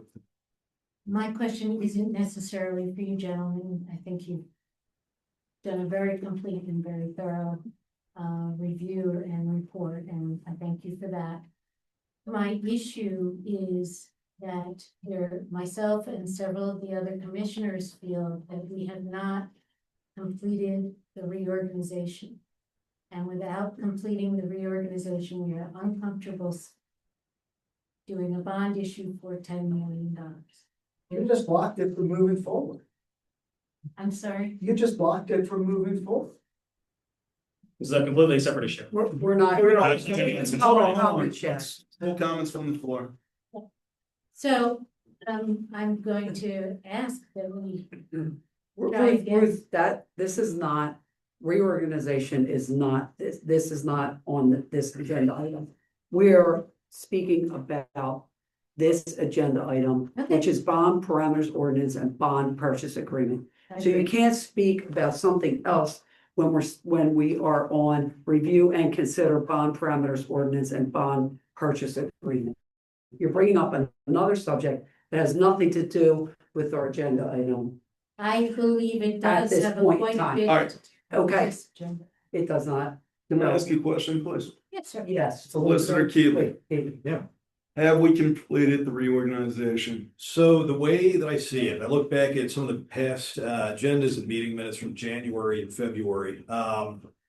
Reorganization is not just about picking the president and the vice president. So the January 29th agenda had shy of 20 items on it, and I think almost all of those were addressed and voted on and handled. So I mean, at this point, what would also happen with the nomination and election of the president, vice president, it was a 3-3 split. And under the first class township code, the status quo remains unless and until there is a different vote. So it seems that the reorganization was complete, although the election, nomination of a new president and vice president, that's really up for issue at any time. That's not necessarily part of reorganization. It can be, but it can also be separate from reorganization. So I don't see the two issues as the same. I do think that the reorganization was completed back in January. Just looking at the agenda now, and I think I checked off 15 out of the 18 items that were addressed and as part of the reorganization. So it does seem like reorganization occurred. Thank you. Yeah, we went through much of the process, as you literally just said, 15 out of 18 is not 18 out of 18. We did not do the process. We have failed to elect a president. We have failed to elect a vice president. We have also failed to reinstate our solicitor. And so we are currently without a solicitor as well, right? We rely on the legal counsel of our previous solicitor, but that's also an open item. Continues to be an open item, despite many attempts to try to bring it back on the agenda, to try to find ways to resolve it. We have members of this board who will feel unwilling to do so. Sean, I'm gonna stop you right now, okay? You can, and Ruth, you can bring this up under non-agenda items. Right now, you're basically trying to hijack the meeting. We are right now under B2, review and consider bond parameters ordinance and bond purchase agreement. This is the second time, Ruth, that you brought this up this evening. So can we follow our agenda items this evening? Well, I am. I'm telling you Okay. that I am uncomfortable voting Okay, for this. that's fine. Because I accept your my reading. I accept your comment. Yeah. Thank you for your comment, but we need to move and discuss what is this agenda item right now. That's it. We're on this agenda item. All right, can I make a comment? So we all are in agreement here. We need a new firehouse for Huntington Valley and or Bernathen and or the consolidation, correct? Yes. Yes. Therefore, we need to get the money to do so. All right. So I'm making the recommendation that we vote to approve this. We can handle the officers of the board under a different agenda item later on. Doesn't have to be tonight, doesn't have to be right now. But we need to act in the best interest of the community and get this accomplished. We're not gonna hold everything back because we're not happy with the outcome of the officers' election, in my personal opinion right now. Yes, May I we speak? spoke to Ruth about Hang that on, also. let's just finish. Okay, you finish. I have a question for the bond council real quick. By delaying this, we risk a different outcome on interest rates a month from now. We don't know what that may be. We don't know what tomorrow may bring with a current government, current situation. But on our best guess, we're gonna be sub 5 right now, if we will authorize this tonight, correct? Well, I think. I would put it this way, it would look like your delay wouldn't be a month, but maybe several months. We're ready to go and establish the interest rates now. If you delay, you transfer the interest rate risk or the risk of higher interest rates to that delay. So if interest rates are higher and the debt service is higher, that would be the risk you take. We're prepared to get you locked in next week. If you can't pass the resolution, we'll come back whenever you ask us to come back, but it does transfer the interest rate risk to you. And that's just the way it is. The delaying accepts that. And what's the point? That's a risk that we take though, when any bonds that we float is the interest rate. So the interest rate could be low today, but Tuesday it could be 0.5% or maybe even a percentage higher. And that's when we predict to sell the bonds. So that could be any bonds that anybody floats. Your interest rates change daily, okay, with how this world's going today. So, I mean, it's a risk we take, right, with interest rates. Yes. Okay. They could also be lower. Sorry. Well, one point I want to make is with the parameters of ordinance, what it does is establish parameters. There's no specific day when you have to sell bonds. Okay. Like this is more of an informal plan to sell on Tuesday, but this could be approved and you could sell bonds in November. You could sell bonds in March, as long as it stays within the parameters of no more than 12 million, again, 10 million. That's the way we have to structure it because each year is its own bond. The interest rates don't exceed 5.5 and the latest maturity date is no later than 2051. And so you could pull the trigger on the pricing of the sale date any day where the market looks. So God forbid something happened tomorrow night and the rates shot through the roof, you would not pull the trigger next week. Correct. But vice versa, if the rates crash for some reason, you'd hop in the market and get us a lower rate that you could. Yeah. So And this take is a look at it every authorizing you Monday. guys to give that option to fall within that. It's sort of like a pre-approved mortgage, as we talked about. Yep. But we won't sell the bonds until we're authorized to do so. Gotcha. And you guys make the call when they're sold. Absolutely. Any other questions from the board these days? Any questions from the public? Come on up, please.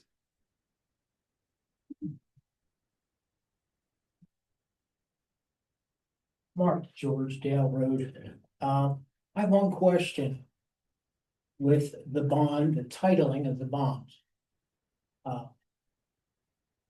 It's Lower Moreland Township on the bond. Is the borough of Bernathen on that? No. Okay. Why don't they have that skin in the game? Why aren't they liable for that debt? We have an intergovernmental agreement that they will pay 10% of it. Okay, but shouldn't they be on that paper? The reason why it's us, because we own everything. We're the owners of the land. Yes. The soon-to-be building, The building. assets, everything. Okay. Mhm. And they're gonna pay 10% towards the They will be construction. contributing towards FMFR. Mhm. Okay. All right, thank you. Thank you. No problem. Any other questions in the room? Any questions online? Seeing none, I'm gonna make a motion to adopt ordinance number 794 as described. Is there a second? Second. Motion's been moved and seconded to adopt ordinance number 794 as described. All those in favor, please signify by saying aye. Aye. Aye. Any opposed? Nay. Motion's failed.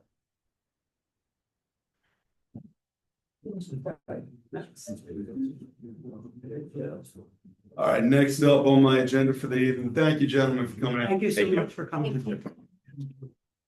Oh, and then.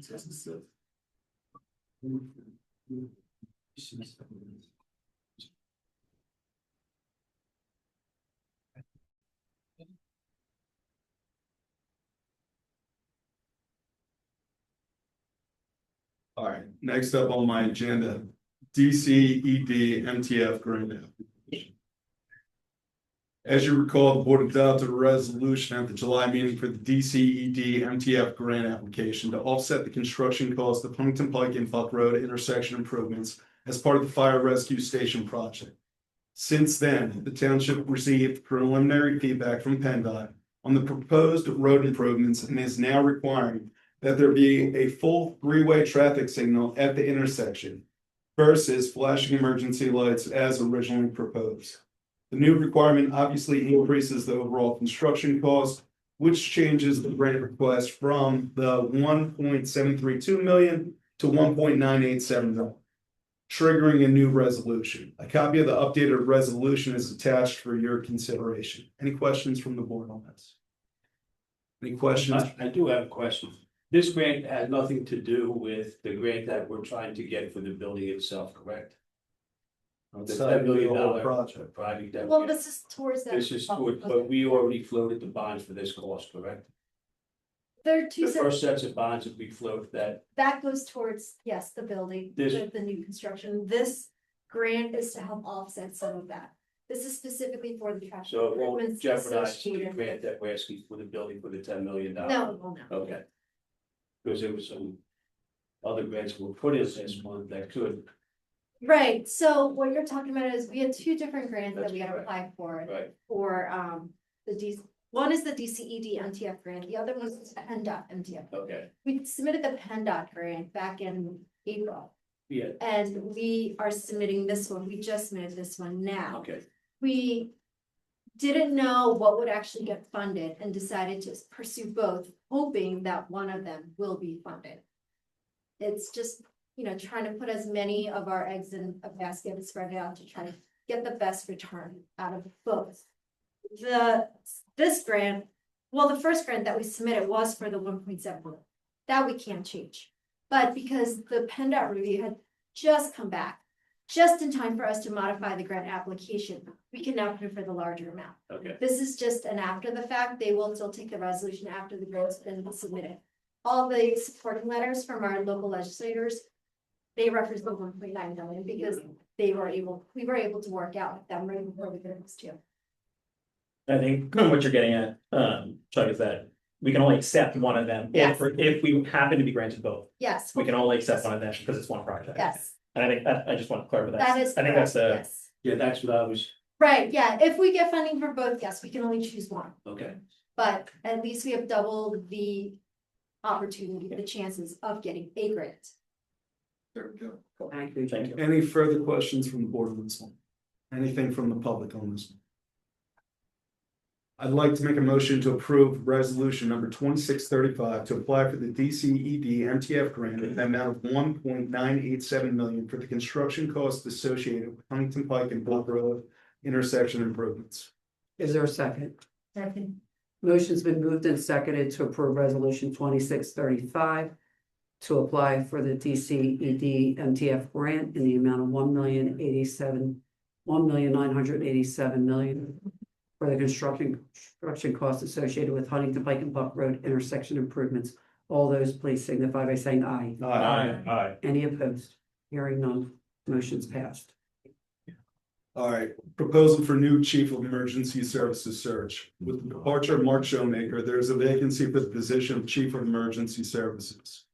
As with the last search conducted back in 2023, the township engaged with GovHR, who handled the recruiting process. GovHR, now rebranded as MGT Impact Solutions, submitted a proposal to handle the advertisement, recruitment, and outreach component in the same way as previously.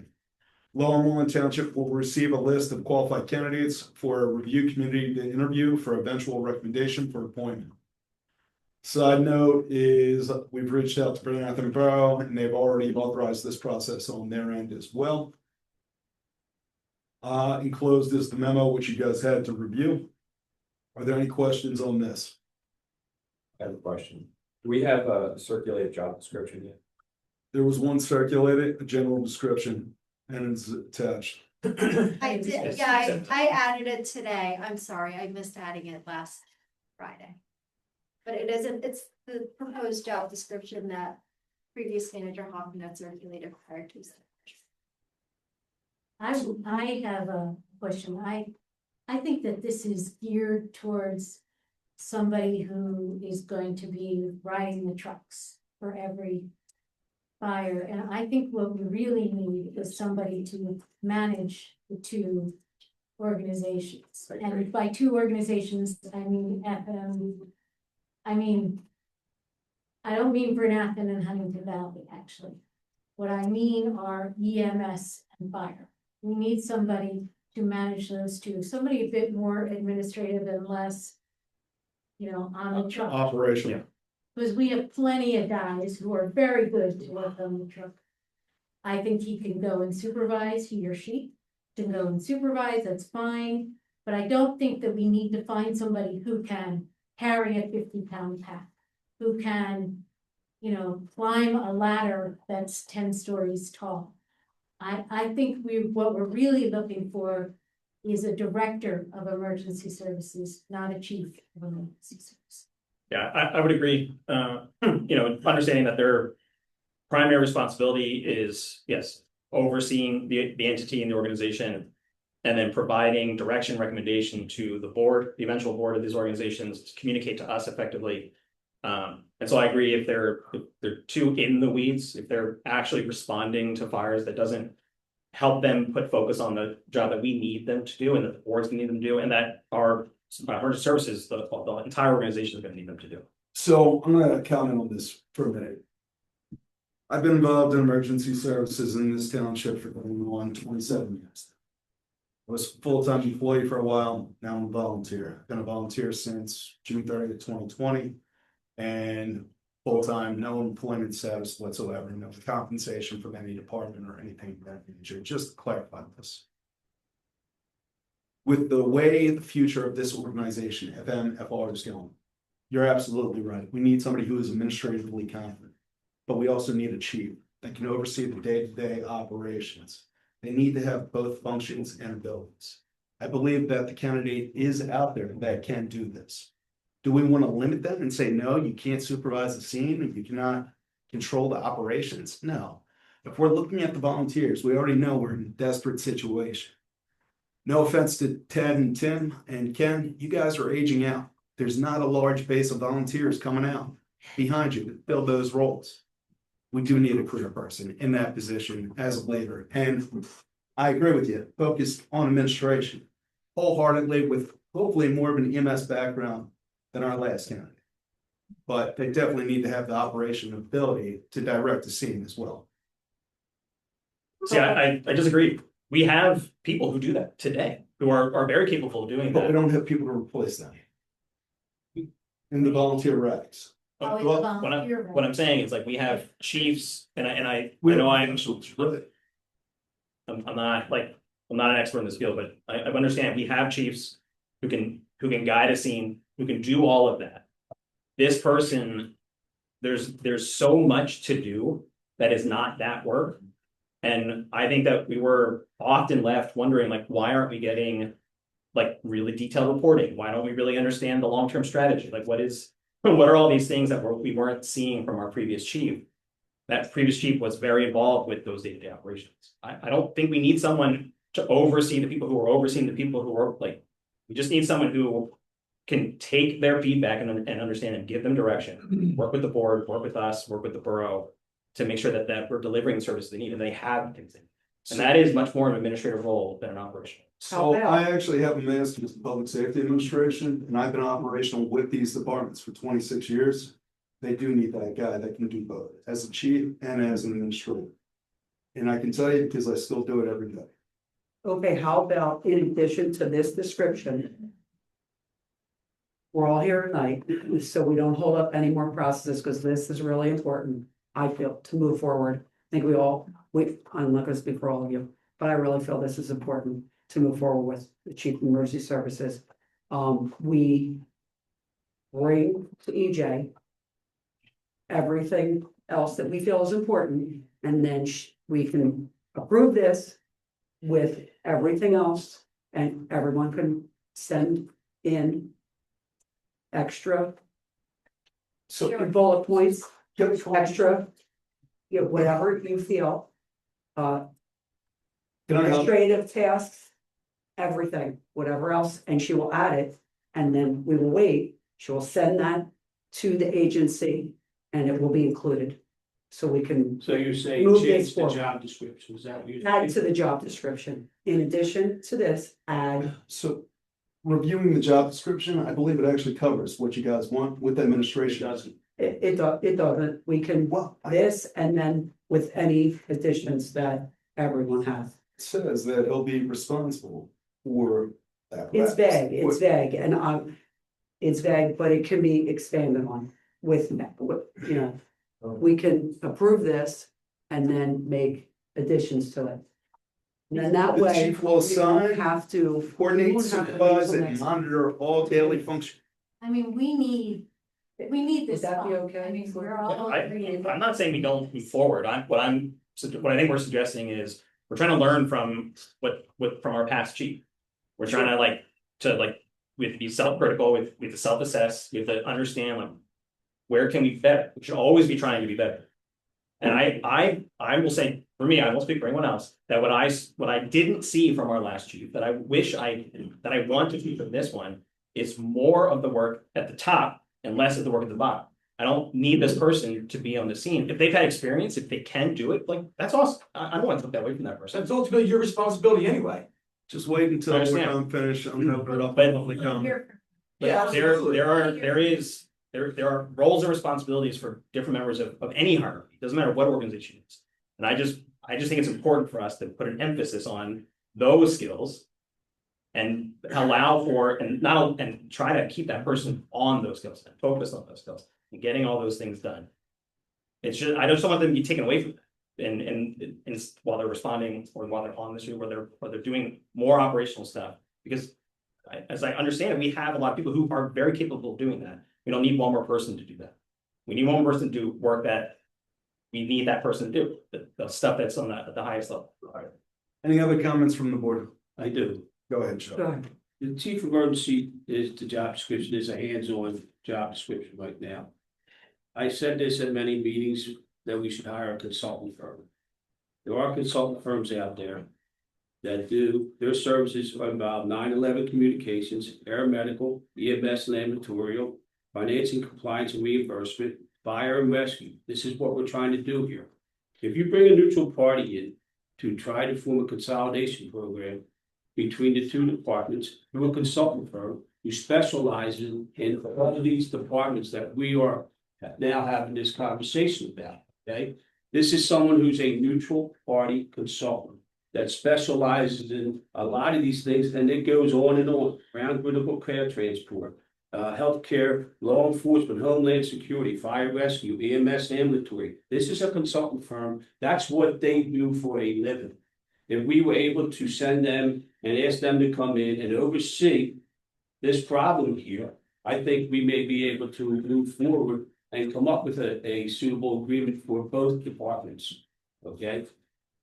We do have chiefs in both departments. They have been talking, okay? They have come up with some ideas here, but to hire another chief of emergency service, one that actually failed us.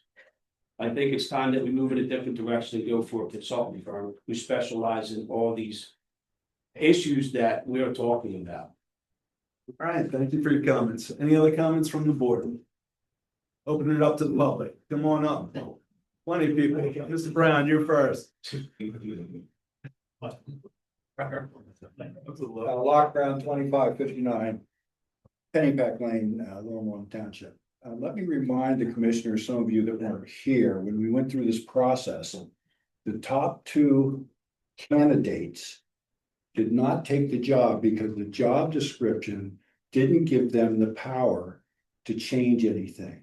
And part of, I don't agree with Chief Shoemaker or some of what he did, but his biggest stumbling block was you didn't give him the power when there was a disagreement to say, okay, you guys hired me to be the chief, and I've made a decision, and now we're gonna do it. So he was undermined by the job description that was in there. In the job description, you don't have to worry about whether he's on the fire room. You have to worry about giving him the power if there's an impasse between the two organizations to make the change. Thank you. It's good feedback, thank you. Next up. Who would like to speak? Anybody? Come on up, Ken. Ken Schroeder, Chief of the Department, Branathen Fire Company. I just want to reiterate what Locke said, and I'm going to do it under 3 minutes. This Chief of Emergency Service, this is going to be the next guy. Once the two fire companies are merged, he's going to be the chief of that organization. He's going to be the paid chief. That's what you're looking for. So you are looking for a job description of somebody that has operational, as Locke alluded to, these people, the two companies, when they reach an impasse, somebody has to have the authority to make a decision, and it has to be an operational decision. The last job description of the emergency services chief was conflicted in a couple places, and I tried to point that out, and we went with the original one, and two of the candidates said, I can't work under these job descriptions. That's all I have to say. Thank you. Anybody else in the room? You guys are allowed to. Just be reiterating what they said. All right, so I also was just gonna basically kind of reiterate what's been said a little bit, but I think what's happening a little bit is just a little bit of past bias versus future planning. So this position, as I said in my first statement, I think is really important to get filled and not delay it. In fact, hopefully this takes less time, because I think this is the glue to everything else that we've already beaten to death tonight. But the biggest thing I think that has to happen is less about the description, because you're going to need to recruit a field of candidates that need the certain skill set that does not have both, and they need to see that in order to be able to find them in the first place. I think the heavy lift here is, as you interview candidates, you have to find the right personality to match the actual pieces of that skill set that will deliver the leadership and the results you're looking for. So it's less about the language on the paper. It comes down to how you interview and how you narrow that down and actually hire those people. Thank you, Michael. Thank you. Thank you.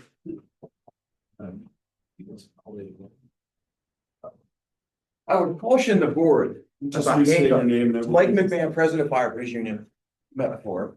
I would caution the board about handcuffing this job description to merely administrative and leaving the operations up to other people. At the end of the day, the responsibility is on you guys. So God forbid, one of these operations officers does something bad, it comes back on you guys. As far as your facilitator, great Google search, loved it. The facilitator, as you described it, is the fire chief.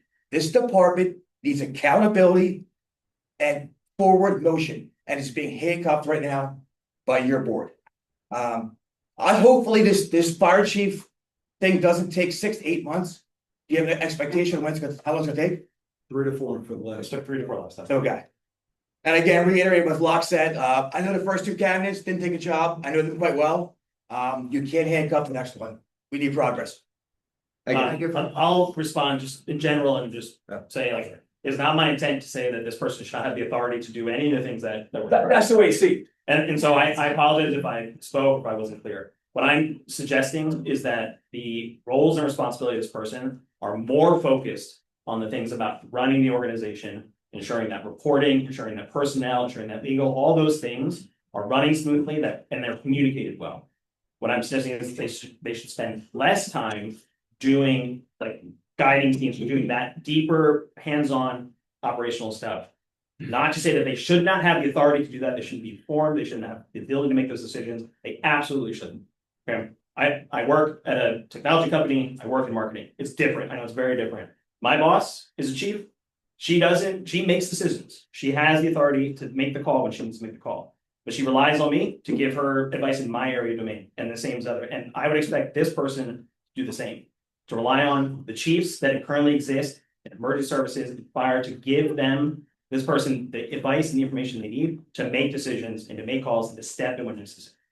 So, to be very clear, this person needs authority. And if they're lacking the last time, then we need to address that. And I could not agree more. Anybody else in the room?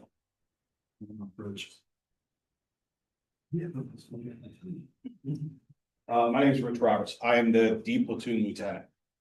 To give you background, 47 years old. 3 days after I was born, a picture of me was out front on a snorkel. The chaplain buried my grandfather and my grandmother.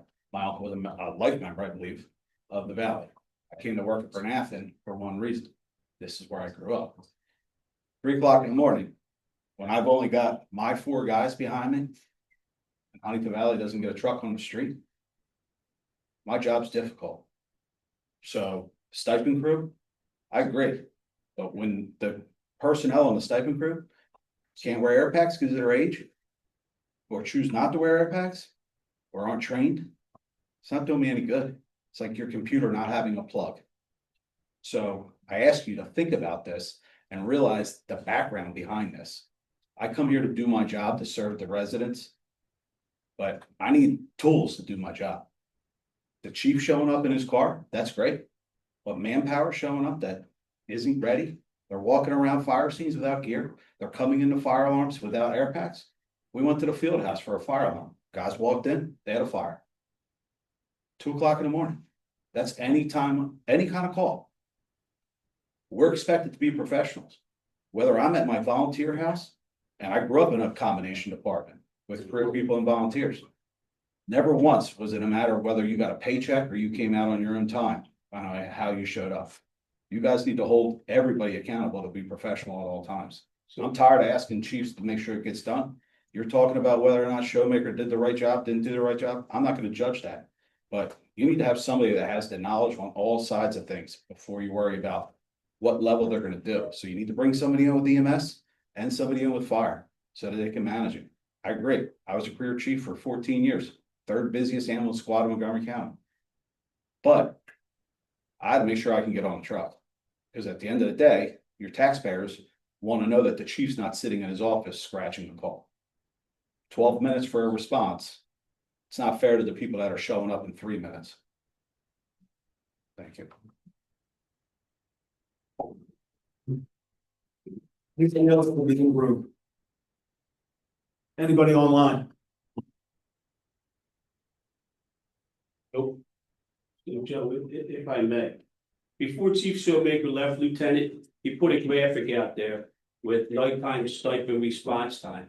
Huntington Valley was matching your stipend time. You're telling me now the men on the stipend program weren't qualified out there? Yes, the man that passed. I'm not asking you. I was trained by the man, Bob Johnson, great guy. But when you walk into the post office without an air pack on, with a fire alarm going on, I'm sorry, that's not acceptable. You're the lieutenant on the site. Is that your call to stop him from going there? The chief was directing the call, sir. Chief was directing the call. Yes, So sir. if the chief's directing the call, you have to listen to the chief, correct? Yes, sir. Okay. There's a pecking order here, okay? And if the chief believes that his men are qualified, then you have to believe his men are qualified, but you're giving a different opinion. Right? Absolutely not. Okay, I'm asking.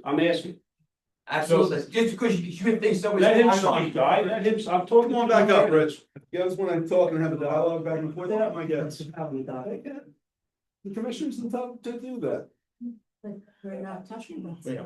We're trying to. But just want to say this. No, I want to hear your response. Tell me your question. The question was, see, when I would make spot checks in the Huntington Valley Fire and Stipend program. Okay, you can ask them, the men that were there.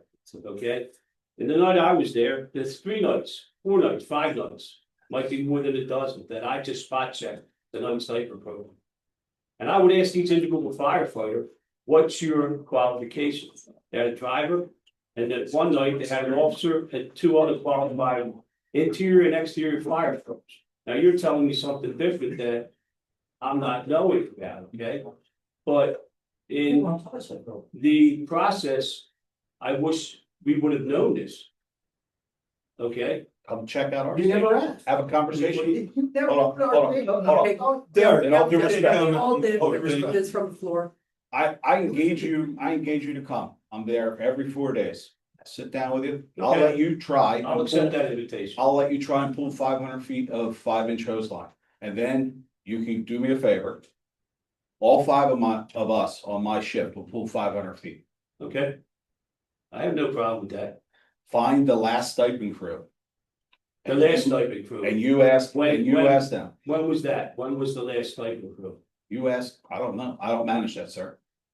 Okay, I manage my 4 guys. That's my job. okay, so I need to talk to the chief of Huntington Valley then. I can tell you right now that I watch the guys that drive those trucks and I don't think they're gonna pull 500 feet of 5-inch hose. Okay. And I would love to have a friendly competition. All right, we're good. Thank you, Rich. Thank you so much. Any other comments from inside the room? Mr. Amato.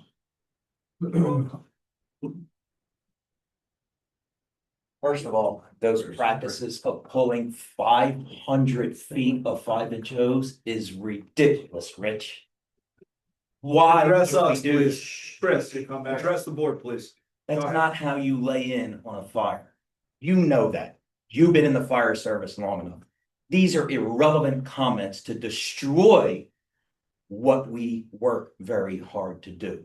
Volunteer stipend and career. They're irrelevant comments. When there is a fire, you, as the driver and the officer, are gonna lay in, and everybody knows how to lay in. You pull up in front of the hydrant. The guy who is in the hydrant seat gets out of the truck, wraps around the hydrant, gives the driver the permission to pull forward to the fire, and the driving of the truck lays the 5-inch out. Till you get to the front of the house. The driver then gets out of the truck, disconnects the hose from the remaining hose that's in the back of the truck, connects to the intake of the truck, and tells the hydrant guy to charge the hydrant as he's securing the hydrant and In getting the it ideal going. situation, you're 100%. That's what we do. Why would I pull 500 feet of 5-inch hose? Why would I do that? So. That's prime example, pretty Chris, complicated. Remember our fire on Buck Road? Well, they We had said, a hand jack 500 feet. well, that's your fault for not hitting a hydrant. They said that they couldn't see anything. That's. All right, we're not gonna go back. That's what they said. Couldn't see the fire. You couldn't tell it by the nose. Chris, When it's a fire by the nose. Thank you for your comment. Let's wrap it up. Why would I commissioner? One up, Rob. Okay. Come on. Why are we fighting like this? Sorry, you're not gonna pull 500 feet of fire. Yeah. That's what's our agenda. Can we keep this to our agenda item, chief of emergency services? Rob Harris. We're getting off topic. Rob Harris. Brown. Thank you. I served under Chief Showmaker as a lieutenant. And my personal opinion, Chief Showmaker did a good job. Operationally, I wasn't involved with the administration. But we have no chief. We have no volunteers. I volunteer at 3 other departments. It's the same thing. You guys sit up here, you say Mark Showmaker did a bad job. Mark Showmaker to me did a good job. Mark Showmaker to a couple other people out here did a good job. You throwing his name around in the garbage, that's not something you guys should be doing. The stipend program brings other volunteers from their volunteer department, brings them here and you pay them. Now you're leaving them short-staffed. Why don't you stipend your volunteers? Maybe they'll come out and get a truck out.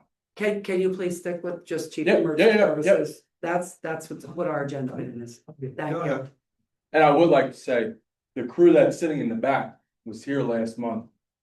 We're the ones that saved that guy. They didn't get out. Any Anyone other else? comments in the Chief room? of emergency services.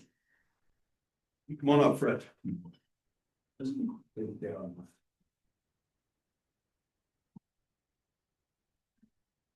Fred Ellinger, I'm the career deputy chief of EMS at Burnett Fire Company. What you witnessed here is why we need a chief. It's that simple. There's a lot of pride in the room. We have hurt feelings for legitimate reasons. We have problems on both sides of the house. We have response problems. We have qualification problems. But you've heard 2 departments ask you for a chief. 2 rival departments. Could we say that? Rival. Again, I'm not vested in either department with being a career or a long-term volunteer. I was hired for one reason, and that is to keep people safe. It starts with my guys, it ends with the population. That is your job as well. But they're begging you for support, both departments. This is why we need a chief. I agree with you. I agree with most comments. Thank you. Thank you. Anybody else in the room? Online? No? I'll just say that I think we got a little off topic. We all want to hire someone. Okay, it's just a matter of the right person in the right spot. That's all. Okay, it's just a discussion and it's a good one, and I appreciate your points of view. I think we all do. Any other comments from the board on this? So Denise, your comment was that we can make modifications to this job descriptions, correct? Yes, and I do think we should submit them to EJ, and I do think we should have the chiefs from both departments review them also, because I think it's important. It's their expertise. Okay. If you're all okay with that. Yeah. Okay. All right. I'd like to make a motion to enter into an agreement with MGT Impact Solutions LLC for the recruitment of a new chief of emergency services for the cost not to exceed $12,000. Okay. The motion's been moved and seconded to enter into agreement with MGT Impact Solutions LLC for the recruitment of new chief of emergency services for the cost not to exceed $12,000. That's for the chief of emergency services. The board can submit modifications to our manager, EJ Lee, which will be reviewed by the chiefs of both both chiefs, Fetters Fire Rescue, HV Brenathan. And Bernathen Borough. And Bernathen Borough. Yeah. Everybody. Everyone. There we go. You're all one. All those in favor, please.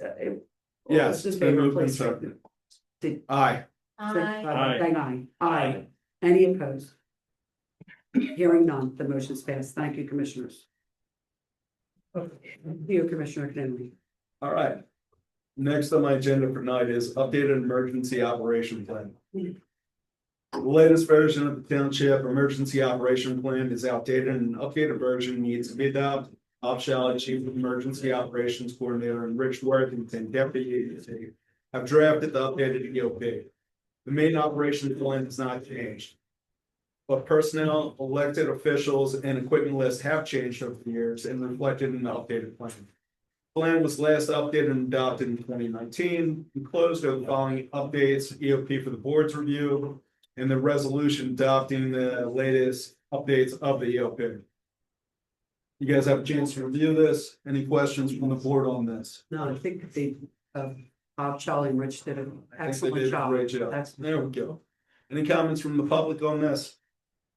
Motion to approve resolution 2636 to adopt the latest updates to the township emergency operations plan. Second.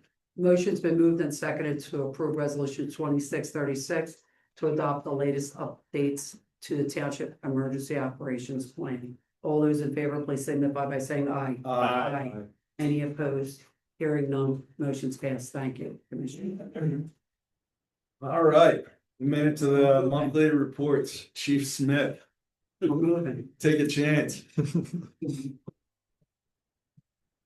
Full report was submitted, and thank you for swearing in tonight, appreciate that. The month of July, we had just under 1,600 calls for service, so it was an uptick from June. Vehicle accidents went down, which is always good. 400 public service calls, a lot of home alarms and fire alarms. We did have some overall department news. We did have an officer resign in the last couple of weeks. Well, put in a resignation in the last couple of weeks. So I am looking to fill that position, again, with everybody's approval, or if there's any questions on that. We do have a current and active list, so which is the good thing for us right now. The officer would like to go to a bigger department, so that's sometimes the unfortunate thing with us. We are considered a mid-sized department in Pennsylvania, but he's going to a bigger department. So that's the first part there. Public service alerts. We did get a lot of noise complaints in the month of July. That's obviously definitely party season. We have neighbors out enjoying the weather. So we always just remind everybody we have our noise ordinance, be some courteous neighbors. try to take care of each other, but if you do have issues, please call us and don't try to handle the issues yourself. Which led to the next one, we did have several disturbance calls on our roadways and in our neighborhoods, some of which led to charges, and again, we always like to remind everybody, call 911, let us be the big guys that we're out there to do. Drive away, walk away, be the bigger person. Again, let us deal with that. Again, we continued some of our traffic details and some of our troubled areas in all your awards. A lot of speeding, stop sign violations, and volume issues that we're trying to address to make the neighborhoods a little bit safer. Obviously, we continue on the main roads as well, but the neighborhoods is something we're focusing on right now. We did have some soliciting violations. The good news in with those is we did have some citations. And then numerous warnings for first time offenders, and a couple of those actually came in and got permits, which is kind of what we hope from this, that they learn where they're at and address their problems. Did have our community events. So we had our Cops and Cones at July 29th at Dairy Queen, which was another great event. Numerous kids and families. We even had a couple parents bring in some older kids and have some interaction with us, which was very good. Big thanks to Dairy Queen and the owner Joyce for hosting and taking care of us. Was a hot and humid night, so we also we're all treated, all the first responders. Be one of the only ones left, maybe. We're treated to the first responder breakfast at Crescent Fields on July 14th. Again, they were great hosts, took care of all the officers, firefighters, EMS, all that stuff. So great thing that they did for us. Some upcoming community events. We have a coffee with a cop at Crescent Fields to kind of just talk to some of their residents, because we didn't have too much interaction with them with their staff when we were there for the breakfast. So we thought of that with their staff and are doing that. It's excited first time event. And again, we do have our car seat safety check and inspection event. That's Thursday, September 24th, 4 to 7 p.m. And that's partnering with Burnett Police Department as well as FMFR. We're going to be doing some car seat checks and some car fit checks. So my full report there. If there's any questions or concerns with anything. Questions? And street study. Yes. Traffic. Yes. It showed that there was no speeding when they were close to speeding. Correct. There was a high volume for that street from the pike to the Philmont Avenue. Correct. I would say the volume was higher than what the residents would produce on a daily basis. So we are having people cut. But there's no sidewalk on that street at all, right? There's no sidewalk. So what can we do to alleviate the cut?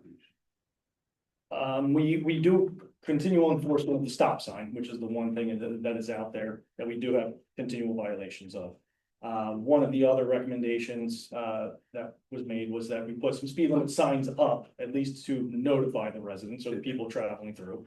That will then allow us to conduct some speed enforcement details. There are very specific timeframes when we get some speeding cars. I believe it was under 20 in both directions in a full week. So, but those are focused during rush hour times. So speed limit signs allow us to enforce the speed limit. We can't do it if there's no signs there. That's the whole that exists. So that's the first step we do. It's a public street, so cars are allowed to go down it. But we hope our enforcement of the things that do exist, stop signs, and if we get the signs out there, and our presence will maybe deter some of those cars from doing some of that. So that's the hope with some of those things. I know it was brought up that, posting local traffic only, but that they're not enforceable signs, unfortunately. We can't restrict cars from going on a public road. They're great, but they also create an unrealistic expectation, unfortunately, sometimes, that the residents would think, well, that car that just drove through, the officer should be doing something about that, but we cannot. So I don't like to create that.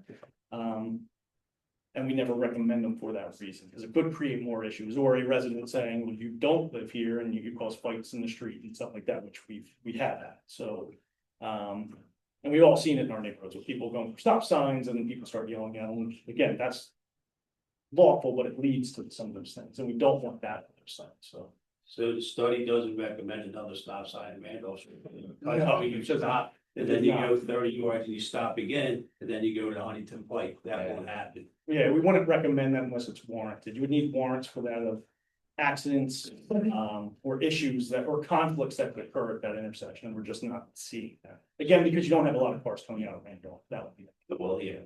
There's very few houses. So a speed bump won't stop or deter cut throughs? I don't know if it would. I mean, it may. They're on Buck Road and they don't I don't think stop cars from cutting from Library to Huntington Pike either, so. I don't know if they would, but it doesn't meet our warrants and our current traffic calming policy either, so. We would just want to recommend that. Okay. Yeah. And again, the volume is higher for that road, but it's nothing I would say is alarming. It's just, it's clear that it's more cars traveling on that road than live in that neighborhood. Or would be visiting the salon or some of the businesses that are right there. That would be my recommendation. We do those things and we continue our enforcement and hopefully they see us out there and realize it's probably not a good spot to cut through. Okay. And the volume itself too, sorry, it's mostly coming Philmont Avenue towards Huntington Pike. We get much less cut through traffic at Huntington Pike to Philmont because it doesn't make sense. You're not avoiding anything. Quick question, do we need to address that other item regarding possibly acquiring another person or exactly? So it's more just, I mean, that would be my plan. I would like to fill our 27th position. It brings us to full staff. I think we've functioned well. I don't know if it's more If just, there's any opposition. yes, there's opposition. But otherwise, he will go with continue Continue. to fill the position. It's already in the budget. That's what we're budgeted for a full police force. Yeah, and I would recommend that we do fill that. Yeah, if there's any concerns, We please have let me know, consensus but on board on that. I do think we're For functioning at a very, position. We agreed to the budget. Yeah. yeah, we're at a good level. of Yeah, officer. we're just providing ratification for the chief. Yeah, that's all. Perfect. Continuing the process that exists. Thank you, Scott. Thank you. Ted, are you giving Bob's report or I'm accepting that as submitted? Yes. Sounds good. I'll accept that as submitted. We have the reports from Huntington Valley and Bernathen Fire Company. We're going to accept those as submitted also.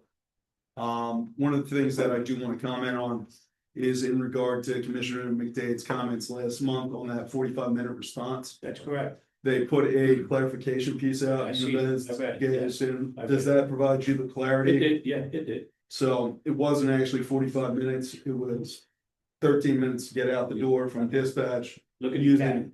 I am looking at the CAD. 13 minutes is what it says. They And then They didn't get out the door.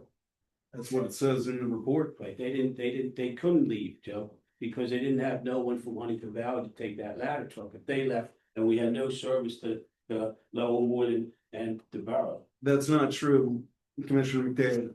Chief Middleman, you were on that call? I was. You guys did get out the door in approximately 13 minutes? I don't know what the time was, but we did leave. Yeah, and you responded to Lower Southampton with the tower for the standby as requested, correct? Myself and Joe Bannon and two Bernathen. Career guys, all working together. Well, that's what they're supposed to do. Well, you just said that they didn't do that. Well, they did, well, it took 13 minutes to get firefighters, okay?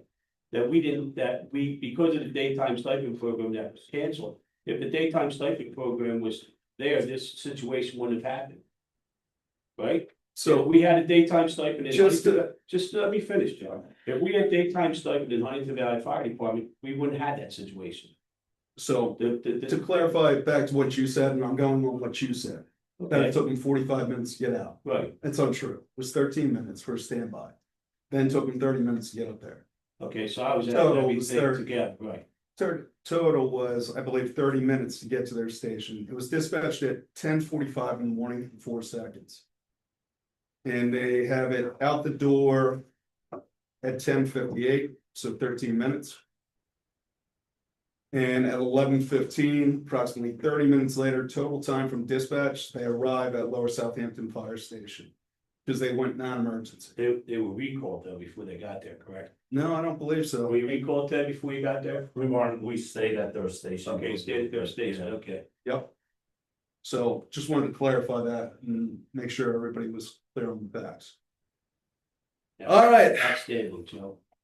Appreciate it. So that takes me to my liaison reports. Civil service, we have no updates on that, did not meet, so we're good with that. Let me pull my library report for you. And we'll go.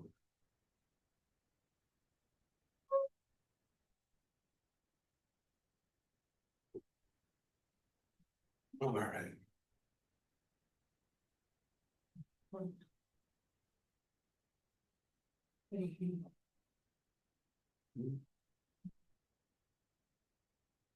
All right, so the library has completed 6 weeks of summer activities. and surpassed all goals, rating 620,325 minutes. The library is looking forward to hosting movie night under the stars that will be Saturday, September 19th at 7 p.m. This year, the movie will be The Pirates, Band of Misfits. It'll be shown on a giant inflatable screen on the library back lawn. Feel free to dress up in your pirate costumes. Save the date. Our For the Books mini golf fundraiser will be held on Saturday, November 14th from noon to 4 p.m. I believe they're looking for sponsors for that as well. So if anybody can help, please do so. That's all I have. Back to you, Commissioner KURITZ. Thank you, Commissioner Canale. Board, before we move on, I'm sorry to interrupt. I think there's a loose end that it would be good practice to tie up. It's with item B, the bond parameters ordinance. Since the only motion was to adopt, but that motion failed, there really is no future to that item. So, and I think that we would need to authorize re-advertisement of that ordinance for a new meeting because the motion was not to table it till next month. So I think your September meeting is September 8th. If the board wishes to authorize us to advertise it for the September 8th meeting, that's up to you. But I wanted to bring that up because as it stands, as that motion stood, there really is no next step to that bond purchase agreement, bond parameters ordinance. So I would be asking the board to consider authorizing us to advertise that ordinance once again for the September 8th meeting. I'll make that We should motion. do that. I'll second it. Okay, motion's been moved and seconded. Hold on, let me go back to that. Unless you guys just want to approve it. Hold on. That's the question for the board. I will make a motion to well. I already made the been moved motion. and It's seconded seconded, so let's vote. to approve, to reauthorize, to re-advertise the bond parameters ordinance as described for our Board of Commissioners September 8th meeting. All those in favor, please signify by saying aye. Aye. Any opposed? Aye. Signify by saying no. That was a late aye. Okay. Hearing none, motion's passed. Okay, so that's taken care of. So Thank you. Yes, okay. review for the September meeting again. The bond ordinance. Okay, so that's that. Okay, since it was brought up under Commissioner Canale's agenda, I would like to say one thing that was brought up regarding Ruth's comment and Sean's comment regarding their thoughts about reorganization. Ruth, you said you spoke to an attorney, and we have absolutely no information, no legal, you don't have any legal data or legal opinion or any kind of legality. This is all hearsay. There's absolutely no legal basis for your comment. So I would like, Just so you know, I offered you the name of the Right. lawyer who said it was you, and I gave, sorry. This, Mr. Keeley, the same name, and he put a call in. and So, we're looking at least forward to, for one but I'm other. just saying, as of to date, there is absolutely no legal basis for Well, this, I believe there is. That's all, if we have a difference of opinion. And we encourage you to and that's speak where to the others opinion. who have legal perspective and try to form your own opinion. So, And that's what's, Actually, that's what. knows several people. so here we go. Let's go with this. Then. So, Solicitor Keeley, Yes. did you talk to the attorney that Commissioner Housen instructed you, gave her the opinion? I did. I spoke with him today. I would I say did. ask This him afternoon. to, I didn't instruct. That's fair. Ask him to. There we go. Can you please tell me about that and what he stated to you regarding this matter? So I don't want to mention his name. He asked me not to, but it's kind of the same opinion that we've been giving. It's, first of all, the issue was, should it be talked about in executive session or is it a public meeting item? It's a public meeting item. He and I agree on that. It doesn't really fall into any exceptions to the sunshine law to justify an executive session for it. But as to reorganization, we agreed there's not really any precedent for this. We agreed that the first class township code has the provision about organization can include the president, the vice president, any other items the board wishes to address. If there is no vote one way or another for president and vice president, the president remains, the vice president remains. But there is no consensus really among anybody about what if reorganization is mostly completed? What if votes are reached on a majority of the items? Does that mean that reorganization was not completed? That's unsettled, but it's our opinion that reorganization was completed because, I mean, you did things like you appointed a manager, secretary, treasurer, I think it was all the same person, but the engineer, you set the meeting dates for the rest of the year. So there was a lot of business that was addressed and taken care of at your reorganization meeting. But as to whether or not a single item on reorganization, if that doesn't get a vote one way or another, if it's a tie vote, there's not really any precedent to suggest that reorganization did not occur if that happened. So I guess you could say that he and I were somewhat on the same page, that we agree there's no precedent. This hasn't really come up. There's not really any appellate case law that tells us a clear answer on this. All we can do is go back to the first class township code, read what it says, and it's anyone's guess as to how the court would decide if it ever went through court, which I don't even know if it would. But, you know, frankly, it's at this point, it's kind of up in the air, but it's like we've said, it's our position and solicitor rights that reorganization was effectuated. But as I mentioned earlier, the election of the officers, consideration of presidency, vice presidency, those items can really occur at any time throughout the year, as long as they're on the agenda or if they're added to the agenda by majority vote at some point during the meeting. I hope that answers the question. Yes, thank you. Okay, let's move on. Is everybody okay? We can move to my agenda items. Next is Commissioner Kurtz, can we take a 5-minute bathroom break? sure, I just did. I had to run out. Sorry, yes, I can take a 5-minute break. Can we have a 5-minute recess? Yes, yeah. Okay. Well, we take a motion and recess. I'll make the motion. Is there a second?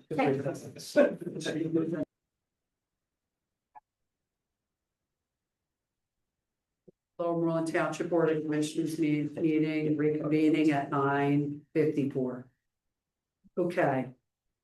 Internal Affairs Committee is chaired by myself, Denise A. KURITZ. First item on the agenda, review and consider minutes of July 14th, 2026. Commissioners, do you have any questions or comments regarding the minutes? No. Anyone from the public in the room? Anyone on Zoom? Seeing none, hearing none, make a motion to approve the July 14th, 2026 minutes. Second. Motion's been moved and seconded to approve the July 14th, 2026 minutes. All those in favor, please signify by saying aye. Aye.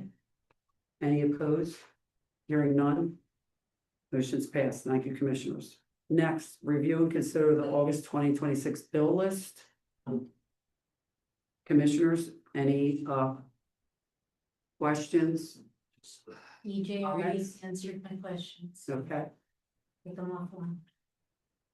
Any from the public regarding our published list for August 2026?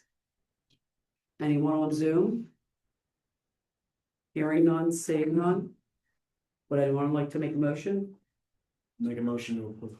Is there a second? Second. Motion's been moved and seconded to approve the August 2026 bill list. All those in favor, please signify by saying aye. Aye. Any opposed? Hearing none.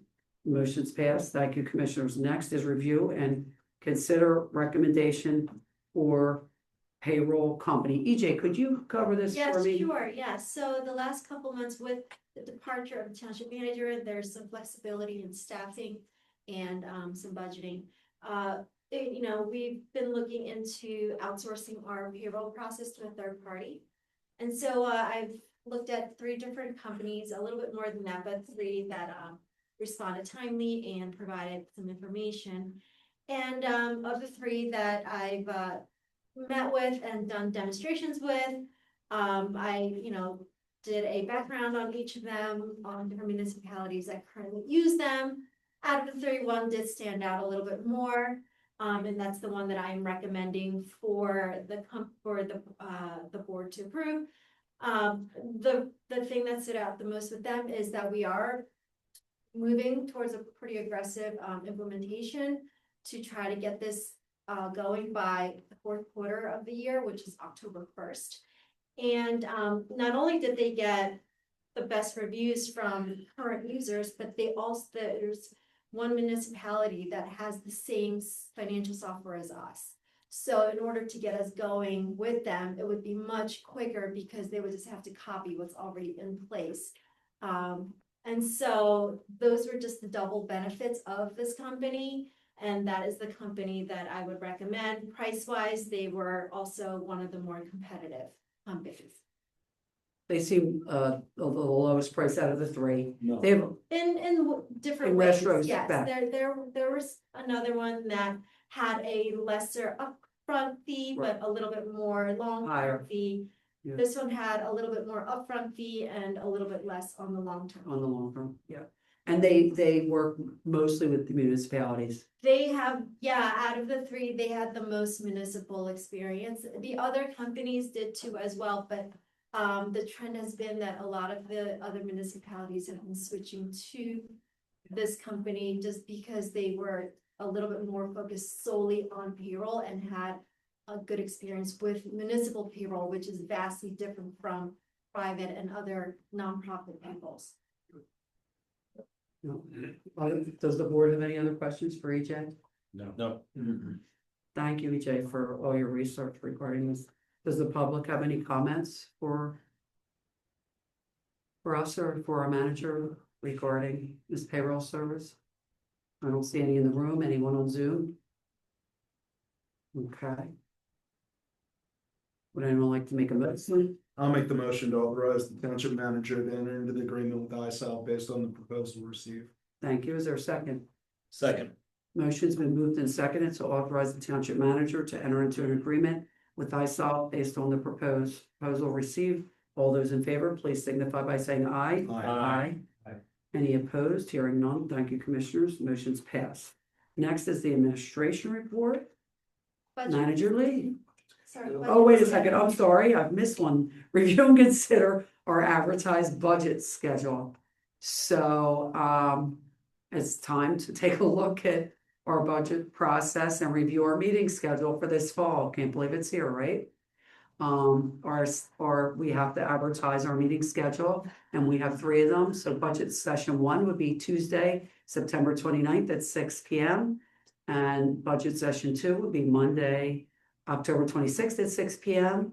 And the third budget session would be, Monday, November 2nd at 6 p.m. So EJ will provide more detailed agenda for each budget session in the upcoming weeks. Does anyone have any questions for EJ? No. I sent out an email early on to everyone regarding these dates. So. I'll make a motion to authorize the advertisement of 2027 I'll second. budget meeting schedule as listed. Just have to ask the public if they have any public comment regarding the budget schedule. Anyone in the room? Anyone on Zoom? Okay, I'll make a motion Thank to you. authorize the advertisement of the 2027 budget meeting schedule as listed above. is there a second? Second. Motion's been moved and seconded to authorize advertisement of the 2027 budget meeting schedule as listed above. All those in favor, please signify by saying aye. Aye. Any opposed? Hearing none, motion's passed. Okay. Next is the administration report. Manager EJ Lee. Yeah, you have my administration report. It's a combination of financial report with some land development and ongoing projects. The only thing I'd like to highlight that's not already in there is the land development application that we have for 2895 Pine Road. They did submit for a continuance, an extension of the timeline. They're currently set to expire September 8th, which would mean that they would have to come before you by then for their land development application for either approval or denial. Considering that there were still some deficiencies in their plans for a proper review, they granted us an extension of that to October 31st. So they are aiming to come before you in October, Planning Commission in September. I just need a public acknowledgement that grant for timeline is accepted by the township. You said that was for 2367? $28.95. 28. Okay. Sure. Thank you. Sounds good. Does anyone have any other questions regarding Manager EJ Lee's report? Anyone from the public? I will accept your report as submitted. Thank you, EJ. Next is our elected tax collectors report. I saw Jane online with us earlier. I'm not sure if she's here. She's Jane, are you here? Just asked her to okay.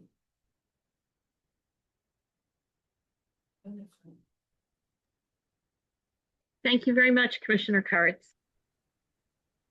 So the tax report for the month of July ending July 31st, taxes stand for face collections at 97.19%. Actual collections stand at 95.42%. The outstanding balance for the general taxes is $219,127, and the trash fee stands at $62,700. Thank you so much. Does the board have any questions for our elected tax collector, Jane Sale? Okay. Seeing none, hearing none. Thank you, Jane. We'll accept your report as submitted. Thank you.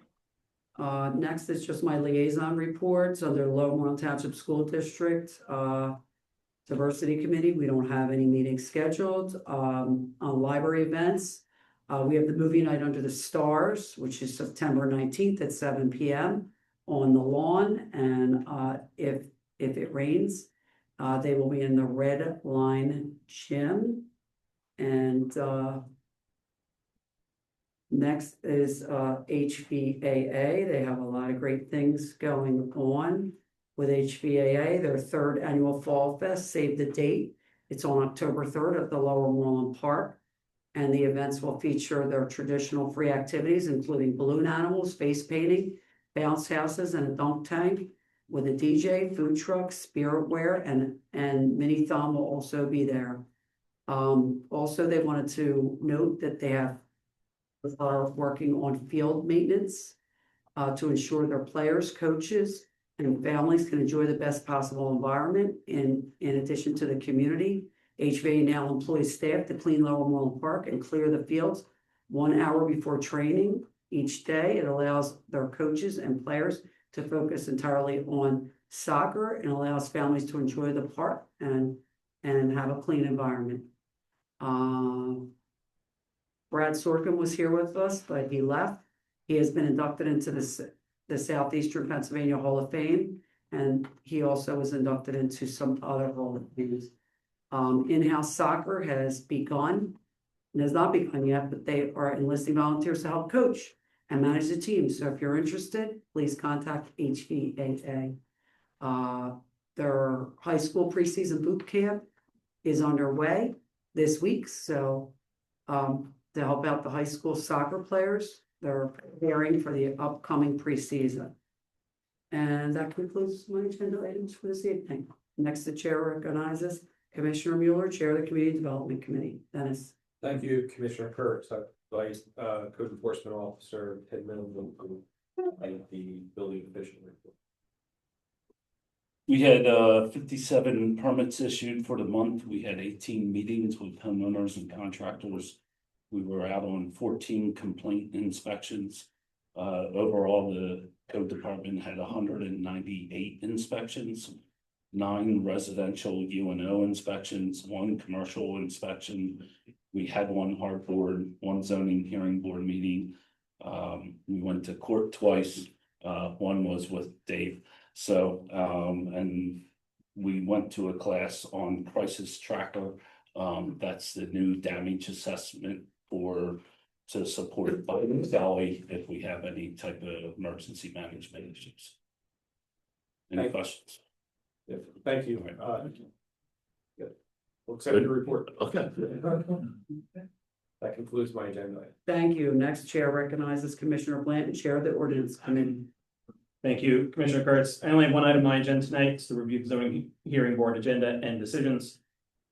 I'll start with talking to the applications to be presented at the August zoning hearing board, which will occur next Thursday. There are 4 items on the agenda for this month. The first is application number 26-15. This is the application for W2727 LLC located at 2727 Philmont Ave to seek relief to permit automotive repair and service users for building B and C, which is not allowed under their zoning district, which is MU Rev. And just a reminder to the board, we spoke about this last month. We authorized a letter to be sent not in favor of this particular application. And so I don't know if there's anything more we have to do. No, I spoke to Ted, and Ted, that letter is still in the file, so that'll be okay. You and I spoke, there's about nothing we it, need so to we're in do. good shape. We don't need to do anything else. For 27. Yeah, Yes. Okay, so we're in good shape. perfect, thank you. Second item on the agenda for August is application number 26-16. This is the continuation of the application from 2895 Pine Road, formerly O'Brien's, to seek relief to allow the existing non-conforming front yard setback at Tomlinson and Pine to remain for a new building with 45 feet height, where 30-foot setbacks are required. They are also seeking relief to permit the parking in the required setback of 20 feet in the rear and side yards, in addition to seeking relief to not provide the 5 parking spaces that are required for a proposed roof deck. This application was granted relief back in May of 2025, but those relief expired due to inactivity. Third application is application number 26-17. This is the application of Ken Ferguson for his property located at 2560 Huntington Pike. They are seeking 2 variances. The first is a variance to permit residential use throughout the entire building. Although apartments in a mixed-use building are permitted by right, the ordinance does not permit the residential use to occupy the entirety of the existing structure without a commercial component. The second variance is to have residential use on or below the ground floor to allow 4 apartment units to occupy the entire existing building. And finally, application number 26-18, the application of Ibrahim Motan on behalf of the property at 520 Byberry Road, who seeks relief to permit a 7-foot privacy fence and gated driveway in the front yard where 4 foot is permitted. Are there any questions from any members of the board regarding any of the items on the August zoning hearing board agenda? 2618, is that the castle? You know, the castle building that they're building on Byberry? Yep, Yeah. He wants a 7-foot privacy. It's like a gate, so that's like the highest point. It's like one of those so Oh. we did the highest point, and I think it's gonna go down. Oh, I see. Commissioner Blanton, there's one more. Do you have application 2619? 26-19 is continued, but so it will not be on the August agenda. Okay, well, It's been advertised for, but it has been it's advertised. been for a continuance, so they won't be Right. heard. So Solicitor Keith, Attorney Keatley, Yes. we, that's getting a lot of traction in my ward. That's my ward. 2619. 2619. Okay. So it's a no impact home business in a residential in a residential neighborhood. Yep. And it has escalated. They have deliveries to the home and several employees working in the garage, parts being delivered apparently from what I spoke to, or Ted, or code enforcement officer. Would that be something that, we ask to, solicit you to send a letter now to keep in the file, even though it was continued, because that's something I'd like to do so. So that it doesn't get overlooked, Yes. and ask the board to Yeah. support on that. I mean, there's letters going around the entire Ward 6, and I'm getting a lot of calls on that. And it's not a permitted use in a residential area. So we can absolutely, you can authorize my office to oppose it by letter, oppose it going in person, send a letter that says we want certain conditions on it. There's any number of options available to the board. So we'll follow the board's direction. If you want to send us or authorize us to send a letter, we could send a letter now, and then you could decide later if they're not going to meet this month to authorize us to show up. Sometimes the applicant will amend their application once they receive our letter of opposition, and then we'll bring it back. Maybe they'll try and change your mind and get you to withdraw your opposition, but yes, we could absolutely send a letter. I'm not sure of the exact full parameters of it. I have full faith in the zoning hearing board, but I don't know if Ted. What's the business? I was gonna say, what's the? The business is, I think, an appliance repair. It's applying for And- care and it doesn't meet the definition of no impact. Right. I mean, My suggestion would be that you guys just wait because we're not sure because they now have an attorney if the relief is gonna change in any way. okay, So if you wanna see what new information they give us and then react to that before you do it, that probably makes more sense. I agree. okay, Yeah, but we could do that. If you think Yeah, you're I gonna amend it, believe that they're would make more gonna sense. amend their application. But at least I wanted to bring it up because, Yep. you know, I am getting the calls and I represent all of my residents as a whole. Thank you, We'll watch out for that application and keep that in mind for a future meeting. thank you. Any other questions from anyone on the board regarding any of the items on the August agenda? Any questions from the public? Thanks. Let's come up, please state your name and address. My name is Stephanie Healy. I live at 988 Thrush Lane, and I'm impacted by the variance that you just spoke of regarding the appliance business. So I just have a question. If you can just explain to me what that means, if they're appealing, if they're amending. So they're filing for a continuance. Okay. So they were set to meet in August. They're asking us to allow them to meet at a future date. We suspect that they may change what their application actually is. So what the relief they're seeking, we think that it's possible they might change that as part of their continuance. They may not, we don't know exactly, but that's what that means, is that they will come before the board at a future date when they're ready to seek the relief that You will be notified of all of that. So Okay. you can come in and see the new application, you'll be notified when the new meeting is, you'll get everything. Okay, all right.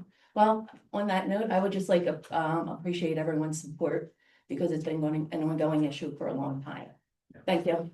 Yeah, I would encourage you, if you can, join the meeting when they present and then you can speak. And if you're good enough, you can be party to. Yeah, I plan on it. Okay, wonderful. Yeah, thank you. Cool. Any other questions from the public? Anybody on Zoom? With that, I'll move on to speak to the 4 decisions that were rendered at the July meeting. The first was for application number 26-07. This was the application at 2283 Valley Road regarding the detached in-law suite. It was denied. Application number 26-10 was the application from Aziz Irgashev of 593 Newell Drive. They sought a variance to reduce the rear yard setback from 25 feet to 15.1 to allow a pool house to remain, and this was granted. Application number 26-13 was the application of Hardik and Zalik Chinawala of 30 Peyton Drive. We sought variances to reduce their side yard setback from 20 feet to 13.6 feet and to increase lot coverage from 30% to 35.8% to allow construction of a covered deck. These were granted. And finally, application number 26-14 was the application of Valentina Galabab, 20 Sunflower Drive, who sought a variance to increase lot coverage to 44.9%, where 30% is permitted to permit construction of a pool and patio. This application was granted to allow lot coverage to be 35.95%, which is the existing lot coverage as it stands today. Any questions about decisions rendered in the July meeting? Any questions from the public? Well, can I just ask one more question? Please, I'll ask you to say your name and address. Sure, Seth Feely, 98 Thrush Lane. Yes. Just in regard to the variance change and the appeal or amendment, whatever they're doing here. So currently they're operating still. Is there any way to a vote or something to stop the activity going on prior to them making changes? There's no cease and desist. No. We have, if there's enough evidence for enforcement notice, I don't know what evidence we have, but. We sent an enforcement notice and then in their appeal process, which is appeal it. what they're doing, I see. they're getting the relief, so we have to kind of ride that out. If they don't do anything, or then we could enforce it, but because they're appealing it through our enforcement notice through zoning hearing board, we have to, Wait until. Allow. allow it, yep. in the And future. how long can they continue that for? I mean, well, it really indefinitely, but also the other caveat is if there's something, like if it gets really bad, like if there's something that addresses public safety or it, you know, a risk to something or whatever, yeah, we can always, the board can always authorize us to go straight to county court, kind of bypass this enforcement notice procedure where they have the right to appeal it, and then you gotta wait till they go to the zoning board, and then if they grant extensions, after extension, they kind of prolong that process. We can skip that process and go to court and common police court. We have to make a showing that there's something above and beyond your typical zoning violation, which sounds like it might. Well, I believe so. I think they're trying for September. I think the homeowner submitted it himself, realized that he needs an attorney, and the attorney's like, I need more time. So I don't see them extending this. They understand that it has to be dealt with. But if it does become a problem, we can reach out to your office. Yeah, yep. I appreciate it. Thank you. Thank you. Any other questions from the public? Anybody on Zoom? If there are no further questions, that completes my report for tonight, and I'll pass it back to Commissioner Kurtz. Thank you. Commissioner Bland, next chair recognizes Commissioner McDade, Chair of the Public Works Committee. Thank you, Commissioner Kurtz. Just to start off, we were notified that we received a Green Light Go grant for the replacement of the traffic devices at the intersection of Pine and Walsh Road. This is an annual grant that the Bowman engineers applied for us to keep our intersections as upgraded as possible. With the help of State Rep Nancy Gentz and State Senator Maria Clett, they were able to secure this grant in a total amount of $268,307.20, and that was for the intersection of Pine and Walsh. Steve, I'll turn it over to you. Well, so when I report, getting questions, I tried to list out some of the construction stuff that's going on and timelines. I mean, it's been like 10 years, but we're coming to the end, I think. Finally, Philmont's gonna be paved. Our contractor's working tonight down at Red Line Philmont and Keely Gas Service. I've given all those dates that they're working tonight. Steve, I've got a couple of notices about some significant piles on the hill down Pine Road. Are they coming? Have you gotten notifications about those? Yeah, so we continue to get them. I know Yeah, he's okay. getting some of them, so we continue to notify PennDOT about them. There's a couple on Byberry Road, especially between Buck and Menlo. Those potholes are pretty bad. Yeah, okay. I just want to make sure that people are communicating that Yeah. to you as I know that's the most important thing. Yeah. To do. All right, well, thank you. I just want to make sure I understand this, and I talked to EJ about this, but so Huntington Pike is gonna be down to one lane for gas main starting August 10th. And Philmont is not gonna be finished until August 21st. So, Huntington Pike was delayed too. Yeah. 17th. yeah, they delayed Huntington Pike till Okay, August 17th. They're gonna do night work from, and I believe that's when they're gonna start. They're gonna do night work from Red Line to Buck Road. And then after Buck Road, from there to Alden, they're gonna do day work and they'll flag that. Okay. So by the time they get there, I'm gonna imagine that Philmont's just about done. The way I look today, I think they got most of the base work done, so they should be in their topping flared. The delay at that intersection was a fiber optic cable. That's what For down here, yeah. That project was supposed to be done the end of June, but with fiber optic, it's a process to take fiber optic off a pole, put it to a new pole because there's an underground manhole that they have to do all the work from. So that's why the project was delayed up till, and they're down there working tonight to try to get it done as fast as possible. I was just worried about. The two being, right? Yeah. And I believe as they're paving, they're not closing Philmont. I know this morning when they're doing their, Aqua's doing their end, is that what you're referring Yeah, to? they're not Yeah, fixing it anymore? they had traffic going both ways. They were actually flagging them. So I think when they start to pave that, I'm not sure if they're gonna try to pave the final paving at night there or not. With the houses, probably not, but that won't be more than a couple days. Leah, let's make sure we keep blasting the information out on Facebook. Thank you. Anything else? No other question from the board? Any from the public? My liaison report is the school board attended the meeting Tuesday evening. They gave some updates on some of the repairs that they made over the summer. They were especially happy that they're getting 2 new goalposts at the football field, a new scoreboard. The PA system's supposed to be updated. And the chiller on Mary Avenue is almost 100% at completion. They have some small minor issues that they have to adjust with the chiller on Mary Avenue, and they'll continue to make upgrades as needed. That's the end of my report. Thank you, Commissioner McDade. Next, the chair recognizes Commissioner Housing, Chair of the Public Property Committee. Ruth? Okay, there is currently a 30-foot strip that was once condemned by the township in an easement to make sure we had enough space for a lane. We ended up having extra. So now there is a space that is 30 by 214, and the neighbors want to buy it back. That's a short summary of a long thing. There's a lovely letter and then a 100-page appraisal. I mean, it was unbelievable. 100-page assessment of the cost, and it comes to $5,900. It's because it was a right-of-way appraisal. They're, for whatever reason, always way more complicated than just a regular property appraisal. Yeah, okay. Does anybody have any questions? No, and Mr. Gurney is here if we want to ask him any questions. Your letter was very nice. I have one comment. Due to a potential conflict, I'll recuse myself from the vote. Are there any questions from the public? Okay, I'd like to make a motion to authorize the township solicitor to draft an agreement of sale in the amount of $5,900. Second.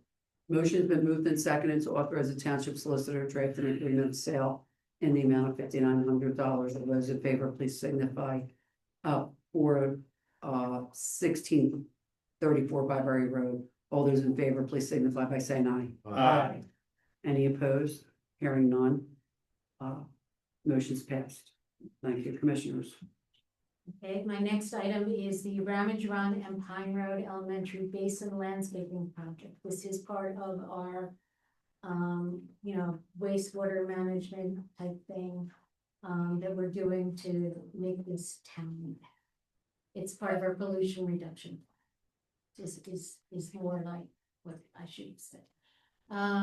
We only got one bid, but the bid seems to be in line since the last basin cost $48,000. The 2 of these, and one is larger, one is about the same size. The 2 of these now come out to $96,914. Does anybody have any questions? Contractor we've used before. He's well known. He's well known in the area. We haven't used him in this township, but our firm has worked with him on various projects throughout the years. Sounds good. Yeah. And you looked at this and you liked Yeah. it? Yeah. The basic work is finished. This is just for the landscape. Correct. area. Yeah. And they moved on to Pine Road Basin. Now that's right. They started that this week. Yeah. And anything that the landscape contractor comes in and disturbs, he has to replace. Okay. So All right. So this is just for Ramage Run for both? both. Okay. One was 55,000, the other one was 41. Okay. Are there any other questions from? Yeah. Any questions from the public? Okay, I'd like to make a motion that we approve the bid not to exceed $96,914.50 with Balboa Landscaping for the 2 basin landscape elements. Second. Motion's been moved and seconded to award the basin landscaping bid to Bell Valley Landscaping in the amount of $96,914.50 for the Ramage Run and Pine Road School basins. All those in favor, please signify by saying aye. Aye. Any opposed? Hearing none, motion's passed. Thank you, commissioners. Okay, last, this is the Historic Architect Review Board. Christopher Goble from 2531 Huntington Pike wants to put up a sign, same place and size as the old sign. The harbor board has approved it. They thought it looked fine. You all have it in your package. Does anybody have any questions? I do. Yeah. Ed, why do you go with orange? I thought we were talking about historic colors, Ruth and I. That's what they went with.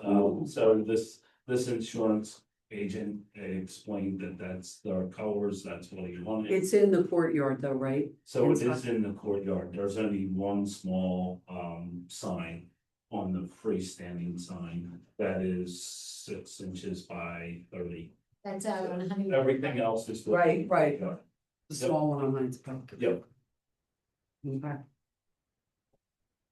Any other questions from the public? Okay, I'm gonna move on to my sewer report. This was an excellent month. Not a lot happened, which is really what you want in sewer.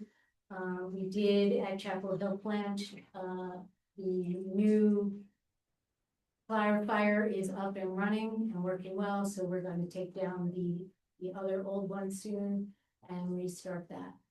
Does anybody have any questions about sewer? Public? Commissioner Housen, if I could interrupt, for the HARB certificate of appropriateness, this board does have to make a motion to approve the certificate of appropriateness as recommended by the HARB. Okay, I make that motion. Yes, for the sign. I'll second Ruth's motion to approve. Okay, the motion's been moved and seconded to approve the certificate of appropriateness for application 26-06 for Christopher Gobel. All those in favor, please signify by saying aye. Aye. Any opposed? Hearing none, motion's passed. Okay, well, that completes my agenda. Thank you, Commissioner Housen. Next, we'll take any, Excuse me, Commissioner Kurtz. yes. I think I should do this first. I'd like to make an amendment to this agenda. Well, tonight. let me You want public comment open it first? up first for you. Okay. Okay, we will take public participation on non-agenda items at this time. So now, Commissioner McDade, you can go. You're up. Is there any public participation in there? Oh, iPhone 4, hang on. Okay, That's good. Use it. would anyone like Hey, to address the hello? board? Yes, Hey Denise, it's Joe Pace from Pepper Road. hi, Joe. So I just have two quick things. If you could just fill me in or give me an update if you have any. Was there any update on the grant for the bathroom / concession stand that's was put in for Lower Moreland Park? Did we hear anything on that?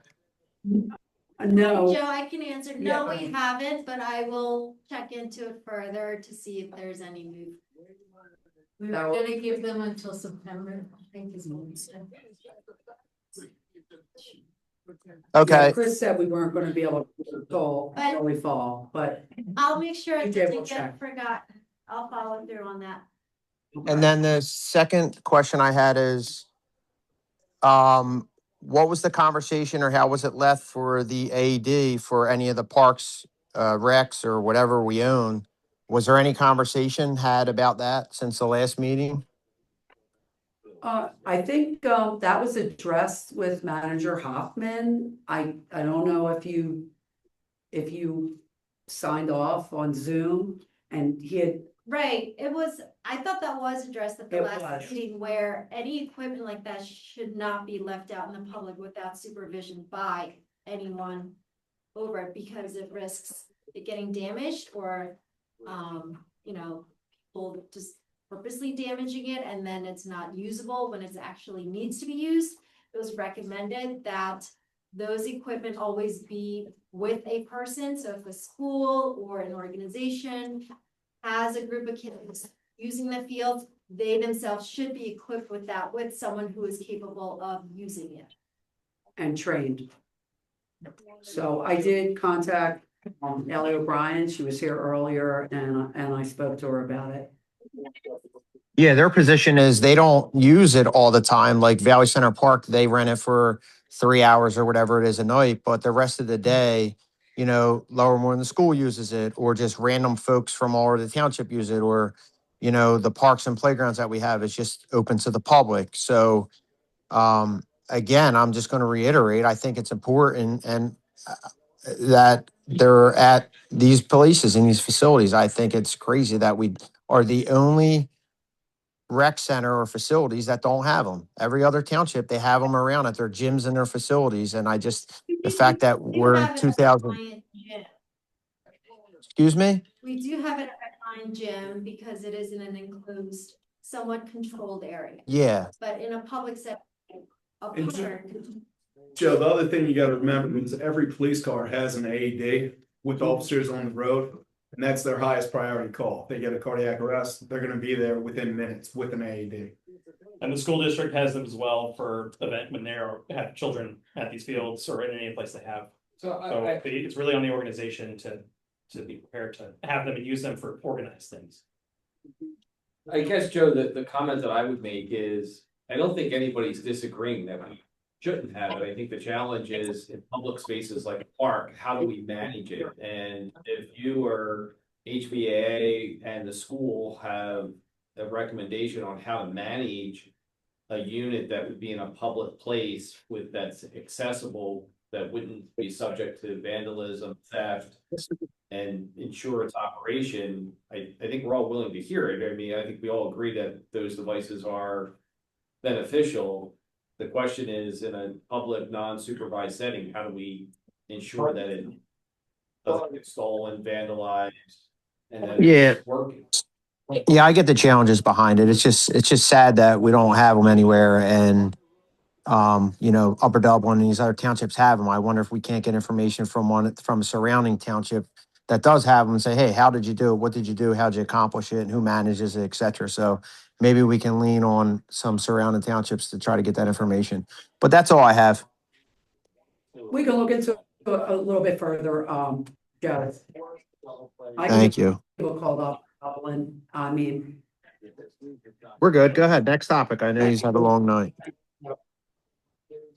Sure. anyone else on Zoom? Anyone else in the room? Before we move to the commissioners? Okay. Commissioner McDade. Yep, I'd like to make an amendment to this agenda tonight.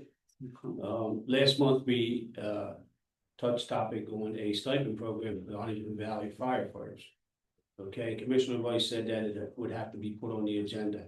I sent you an email asking to be put on the agenda tonight. So I'd like to make a motion to put this on the agenda and open it up to discussion for the commissioners. Commissioner McDade, there's a really specific procedure that's got to be followed under the laws. Is that all right if I just kind of do that procedure? So this is called the majority vote clause. It's sort of the catch-all exception of the Sunshine Act's agenda requirements. So it's kind of a two-step process. You first need to have a motion and a vote to open the agenda. If that motion succeeds, then the person instituting the vote would need to announce the reasons for the changes to the agenda at the meeting before any vote's conducted. And then you can proceed to a motion and a vote after that. So it's a two-step process: motion and vote to open, and then reasons, and then actually address the actual I'd like items to on make the a agenda. motion to open up to change the agenda with the topic I just spoke about. Second. Well, let's have discussion first. Personally, I think we need a little bit more information. Go back to chiefs to get that information. I'd like to table this until next month. Well, I we think did, it should give EJ some information on the stipend program for her to look. Commissioner Kurtz looked at it also. Okay, it was done by Kate Velasquez, the treasury of the Huntington Valley Fire Department, who I asked to look at it and review. Okay, and Kate gave us a program with the stipend program, because the reason Was why. that put out to the other commissioners, Chuck? It was put out to. I think so. I had asked Kate for it. Right. Kate and I had a conversation, and Yes. I know EJ has, well, we've approved the bill list, so a check's going out for a whole bunch of different items too. So, Maybe fire company will go what out. they did was, if you want to open up a discussion, they took $5,000 of the charity funds to maintain the nighttime stipend program. But we have money in the budget for that right now for the night times. Then. Okay, We're on a reimbursement case. What a reimbursement case, So right. what has been happening with them is they didn't have the capital to upfront that.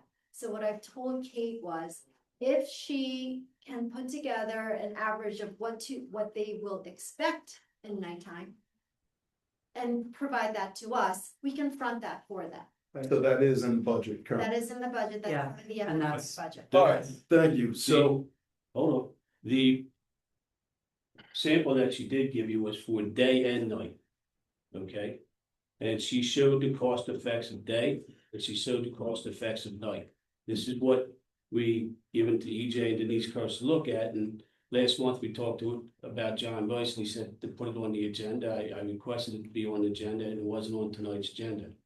So this is where we're at right now. all right, I appreciate that, and I would love to see the information. I recommend we just table it until next month. I'm more than happy to take that on and get that on there with you and support And- that to review. Just remember, we brought this up because without a chief Right. of emergency services, there's nobody who can in real time direct trucks to go to the right place where we have staff at the times we need it. And we recognized this last month, this was a gap in this role. We said, should we make sure that each building is fully capable of leaving for emergency when they need to? And then we said, hey, we know that Ted and Tim were gonna be talking, that whatever recommendation they made, we would back. That we could backfill any recommendation they made. And that we would put it on the agenda this month so that we could do that. That was the And context. for Sean and Chuck, my conversation with Kate and also EJ's.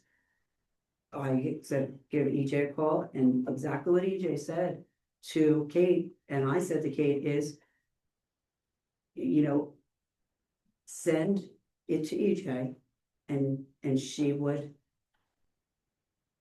reimburse. So, But, go ahead, EJ. we Just- did that. Wait a second. She did But wait a second, Yeah. and I told her we will put it on the agenda for September, and she was okay with that. All right, Because she's going to get a check when, tomorrow? Yes, the check that she's getting is for night and weekend paper call stipend. Right, That's what she's getting.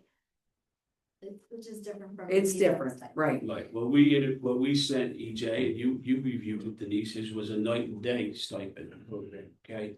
With the difference and with the totals of a daytime stipend program. And I have to agree that we do have to look at a stipend program until we get through this mess that we have here in front of us about consolidation and But- the firehouse staffing and everything, and we can give. it was very part-time, what Ariana talked about, not full-time, it was No, you- very, only This is 2 hours. part-time. Is there, can I Okay. just ask you a question? And- Like, if we're operationally as one, why do we have people in two firehouses? Why can't we just move the equipment and the people that are? There's not enough in room for the Valley? trucks in both places. Pardon me? There's not enough room for the trucks in both places.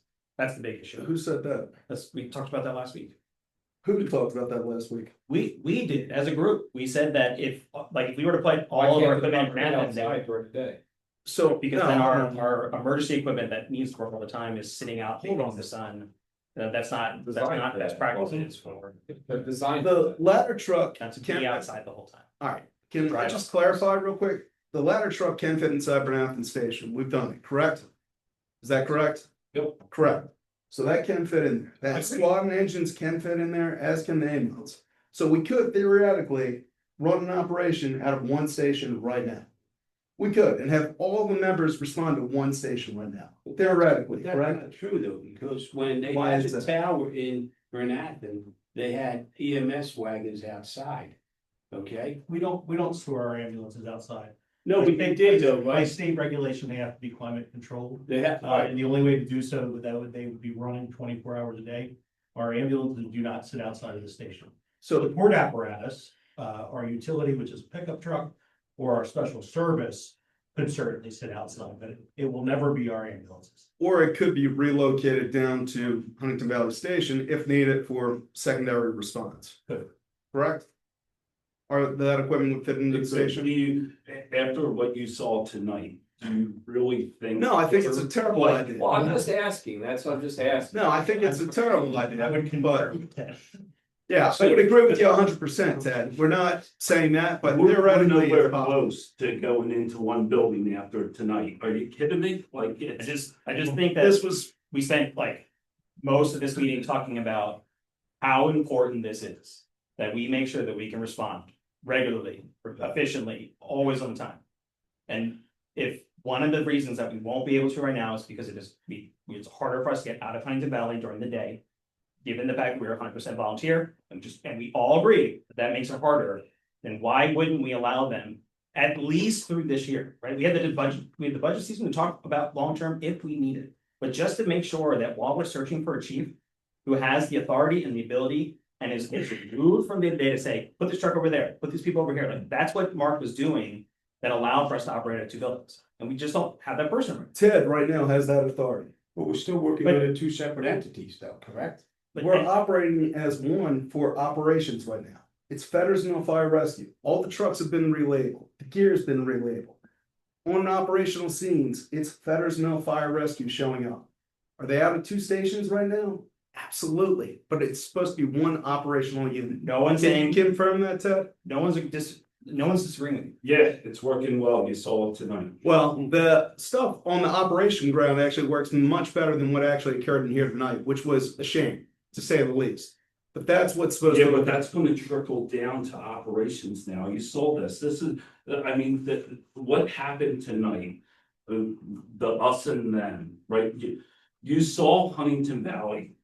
You saw Huntington Valley say, we're trying to work with everybody, right? So you saw Huntington Valley say, we're trying to work with everybody. And then we had the other side, I'll call it the other side for a minute, right? Badmouth us on every single call. What Chris Amato said was correct. What some of the other guys said were correct. We didn't go back and start badmouthing them. Now, how am I supposed to get my guys tomorrow to work with them and trust them on a scene? How's that work? But like somebody explain that to me tonight, right? So we have to go on to a fire call. And it always works when we have a fire call. We always get the job done. But now we have this new divide that happened tonight and us and them again. And it's deeper than I think it's ever been after tonight. Brett agrees with me. Like after tonight, how can I ask my guys to go to training? Would you go to training with some of those folks tonight? After the conversation tonight, I'm disappointed on both sides, and I'm disappointed as us as commissioners for not being able to facilitate this. Like it's just where we're at. So I understand that. Let me ask you a question. Do Can I you finish, believe please? a daytime guess stipend and a not. nighttime stipend will work? Appreciate it. Okay? Do you believe that, Ted, a daytime and nighttime stipend program will work? As I told everyone, we had stipend that worked well and sometimes we didn't. So are we gonna need something for the A moment? disciplined stipend Absolutely. program. A disciplined stipend program, yes. It It would would help. work. So Commissioner McDade, why don't we do this? We have the document. And since we don't have the chief of emergency services as of yet, because that is the person that I would want to review this, which we won't have that person for quite some time because we just made the motion tonight. And we're putting, the process into place, which is gonna take, like I said, quite some time. We have the document and we have both chiefs. They will be working together and have to work together. I think we're conflating a couple of issues here. They will figure this out. I know they will for the benefit of our At least you have an people. understanding the point that we're trying to make here. This is no one's asking for a long-term change or any reversal. I understand. It's a but short-term gap. Exactly, I understand that, and that's what I talked to. I talked to Kate So about that. why can't we make sure that tomorrow they are able to get the people in the house that they need to? Because Respond it's to what- not our expertise.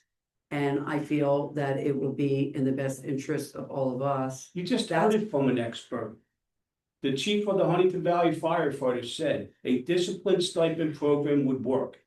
You No, just he heard- said it may work. No, And he said a discipline stipend program would work. He did disagree with the stipend But- program that was in place Commissioner first. McDade, If we have an oversight more commissioner to time to look at look at the stipend program on a monthly basis until we get this mess straightened out, I do believe a day and nighttime stipend program will only benefit the township of Lowell, Moreland, and Bryn Athyn. That's my belief tonight. Okay, you might not have that belief, Joe, but that's my belief, okay? Right, everybody's entitled to their own opinion, that's correct. And speaking to the firefighters from Huntington Valley, and what I heard tonight from Bryn Athyn firefighters, especially from the lieutenant in the room, okay, that he didn't see, and Chris got up and debated them on it, and they went back and forth. Kate Velasquez put a lot of work in this day and night stipend program. I would love to be able to review it. EJ, can you send it to Elise? Okay, you send it to the entire board. I haven't seen it. okay, we'll get it to you too, Dennis, okay? And this stipend program, and I reviewed it, and it's just, it's not costly. It's not costly to our township at all.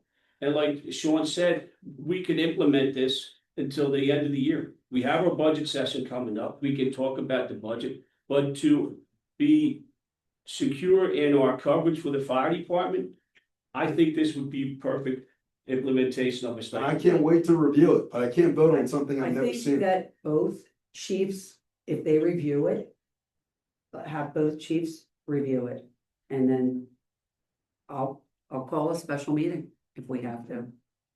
I think, let's you know, have the what I had review. said before when this came up is that if both chiefs feel that it's necessary, and I forget who was there, I think Sean and Ruth were down there and we met that night, and I said, I'm not opposed to it.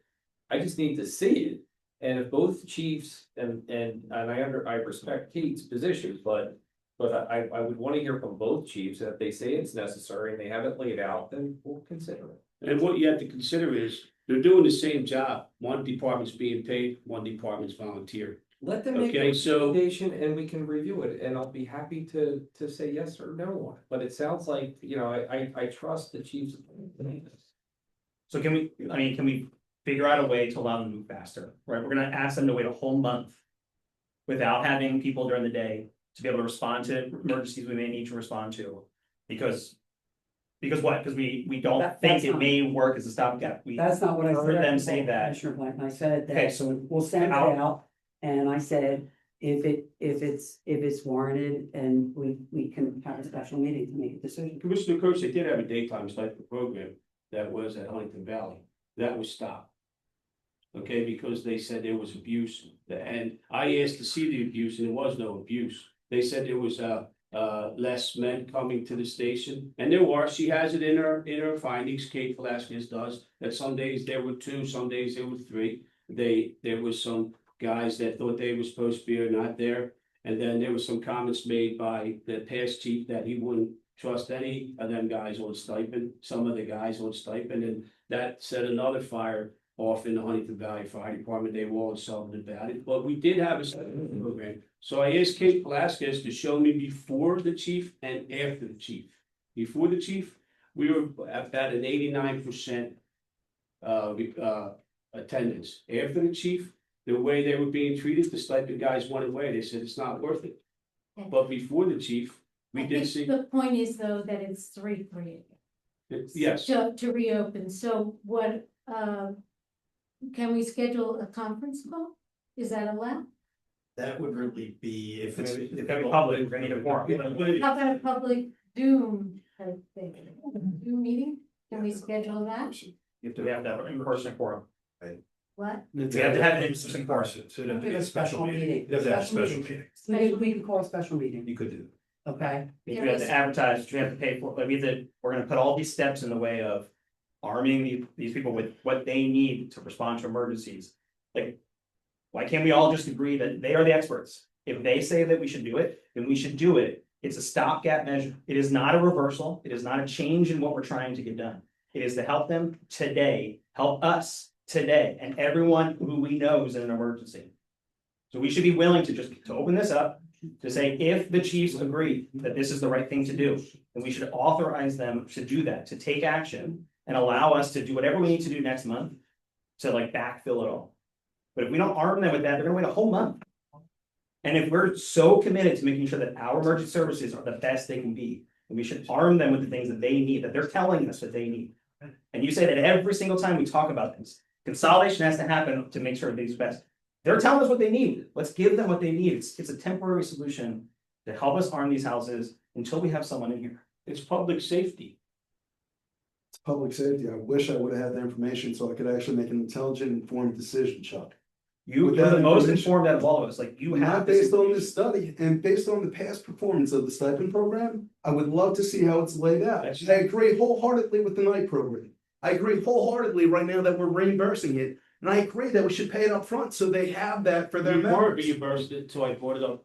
But now it's being done, correct, Chuck? That's from their charity money of $5,000 that they were running the stipend program at nighttime under the charity. Which Kate has a, let her comment. Okay. Sure. Go ahead. Can you guys hear me? We got you. Okay, so I just want to clarify a few points that are being made. So last year when the stipend program, which is also known as the shift program, which was a daytime 6 a.m. to 6 p.m. Monday to Friday, and a nighttime Tuesday, Thursday, and Friday from 6 p.m. till midnight. That is what is known as the shift program. That was cut from the budget coming into 2026. What was kept in the budget was a reimbursement program that Chief Shoemaker agreed that volunteers from both fire companies could take part in, that if you responded to a fire call as a volunteer between midnight and 6 a.m., you would be reimbursed $20 per fire call. And on the weekends between 6 a.m. and 6 p.m., $10 per fire call. And then we would submit that back to the township. We would get the money, we would pay the firefighters out. So the payment that we received last month was $4,650, which was for January through June 30th of those weekend and overnight reimbursements. There is no shift or stipend program that exists that has been funded by the township since the end of 2025. We had some extra money because the way the stipend program worked was at one point in 2023, we were fronted the money to make sure that we could meet the 2-week pay that we have to pay back to the members who are participating in the stipend program. So at one point we were fronted $5,000 of that program. So when the beginning of 2026 rolled around, I approached Chief Shoemaker and said, we still have about $6,000 sitting in that account. Do you care if we spend it on continuing a night stipend program? And he said, it's your money, do what you want to do with it. So I ran it by him. We did Tuesday, Thursday, and Friday evenings from 6 p.m. to 11 p.m. And we funded that with the extra leftover money through May. That lasted us 5 months. We sold our old Mac, the 1947 apparatus that was owned by the Huntington Valley Fire Company. That netted us some additional money. We spent that money internally to fund the stipend program through the second week of August. At the end of this week, we do not have any more funds to fund that program. It will go away. There will be no nighttime members anymore sitting at the station. It will go back to just strictly the pager goes off, you come from your house. We will not have the ability to do that, which is why we asked for, at the very least, I was asked to provide 3 different numbers. The first set of numbers was 2 weeks to get us through the end of August to get, potentially a decision into September. What it would cost if we just did nights for the next 3 months to the end of the year, and what it would cost to bring back the whole program. And so those numbers were given to EJ and Chuck. I had a conversation with Denise. Denise also asked to see them. I was told that a bunch of different things. There's a lot of stuff going around here. So I just wanted to clarify what those points were on that. Kate, what's the cost, what's the monthly cost to have the stipend program? A monthly, For everything that you're asking for right now, what's the monthly cost to do the day and the night? it's just under $11,000 per month. $11,000 per month? For August, Yes, $10,107. For September, it's $10,293. That's day and night stipend program. If it was fully. And what are we Phase budgeted, three. and just so I'm trying to understand this, what are we budgeted for this year? Because I heard, Kate, I heard you say that it wasn't budgeted, but then I heard EJ say that there was some that was in the budget. Okay, so how much of So how much, so nights and weekends are budgeted. And it's $10,000 for day, nights and weekends. It wasn't budgeted, but before Chris Hoffman left, he said it can come out of the FMFR just because of the situation. And so For it nights, comes out of the FMFR budget, yes, for nights and weekend.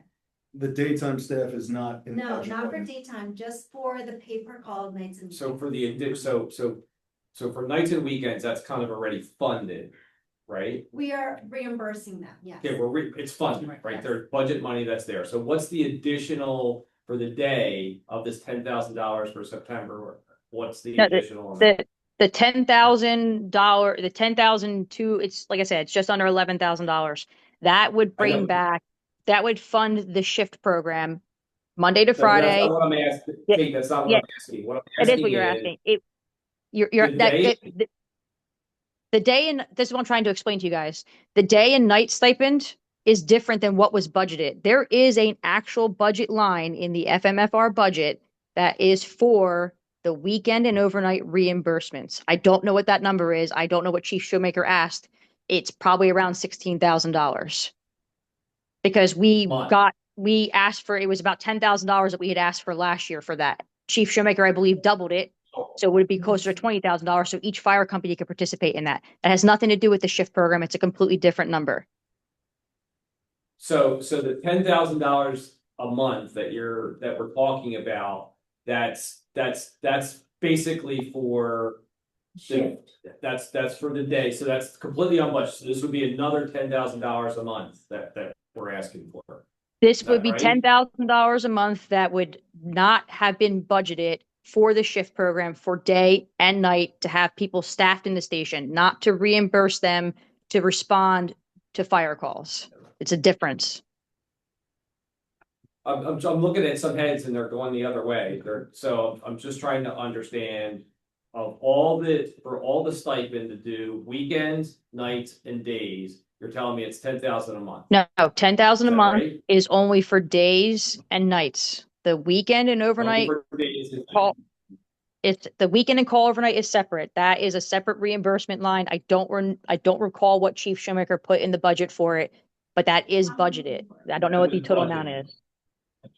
That was budgeted. So the ask is $10,000 a month to have days and nights. Correct. And that would be the Monday to Friday and That's what Tuesday, we don't, Thursday, and that's Friday. what we don't have now. That's what you do not have right now. And It's that's what what you we had don't have before. We had it before. It was cut from the All right. 2026 budget. All right, so got it, just to get out of here. I'd like to make a motion to fund this for 1 month. We would have to go through open the the whole agenda. process. Wait, we'd have to. We still have a motion and a second on the floor, actually, with Commissioner. What I'm Wait, thinking here open the is agenda. just to fund it for a month until we could review everything that's been prepared, and then we can reopen it for the rest of the year. Right, So- well, we have to make a motion to open the agenda first. Did you do that? Chad? That's Second. Did that? Just Okay. now, let's We leave did that that. discussion, and then that was the discussion on. No, we discussion, okay. That's by the need. We have to vote. Just to put something in place now. Yes, So I we can agree. look at it, and then we can fund it for the rest of the Yes. year if that's necessary, 100%. right? Does that Right, satisfy? Yeah. Information. Yeah. Okay, so we do. Motion and second. We have a motion second to open the agenda. The motion's been moved and seconded to open the agenda. All those in favor, please signify by saying aye. Aye. Okay.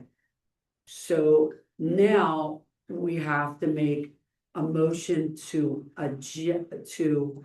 amend the agenda to add Review of the stipend program. Okay? So who wants to make? I make a motion that we review the stipend. Add that to the agenda. Okay, second. Motion's been moved and seconded to amend and add the review of the stipend program to the agenda. All those in favor, please signify by saying aye. Aye. Okay. Okay, and That's been Commissioner, added to the agenda. Now there will be a separate motion and a vote to then actually act upon the item that's Okay. just been added to the agenda. so, Can I make the motion now? I'd like to make a motion to open the stipend program for a period of 30 days to the next meeting. not to exceed $10,000 for what the request is, and then it can be added to the agenda the following. Okay, is there a second? Second, Motion's been moved and seconded to, for the agenda for the stipend program for nights and weekends for 1 month, for $10,000 to fund this. All those in favor, please signify by saying aye. Okay.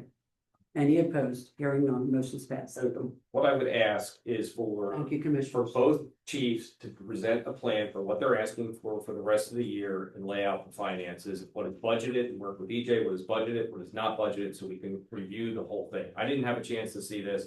I agree with the needs. If the chief middleman is saying that it's necessary, it's funded for a month as we did, and then we can look at it. And please And bear an with outline. Nathan, both of you together, please look at it.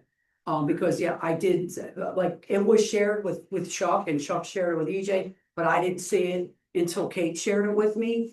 And then the agenda was so loaded that I said, well, you know, We're already voted. yeah, so we're good, thank you. Thank Make you. a motion to end the meeting. Motion to Second. adjourn.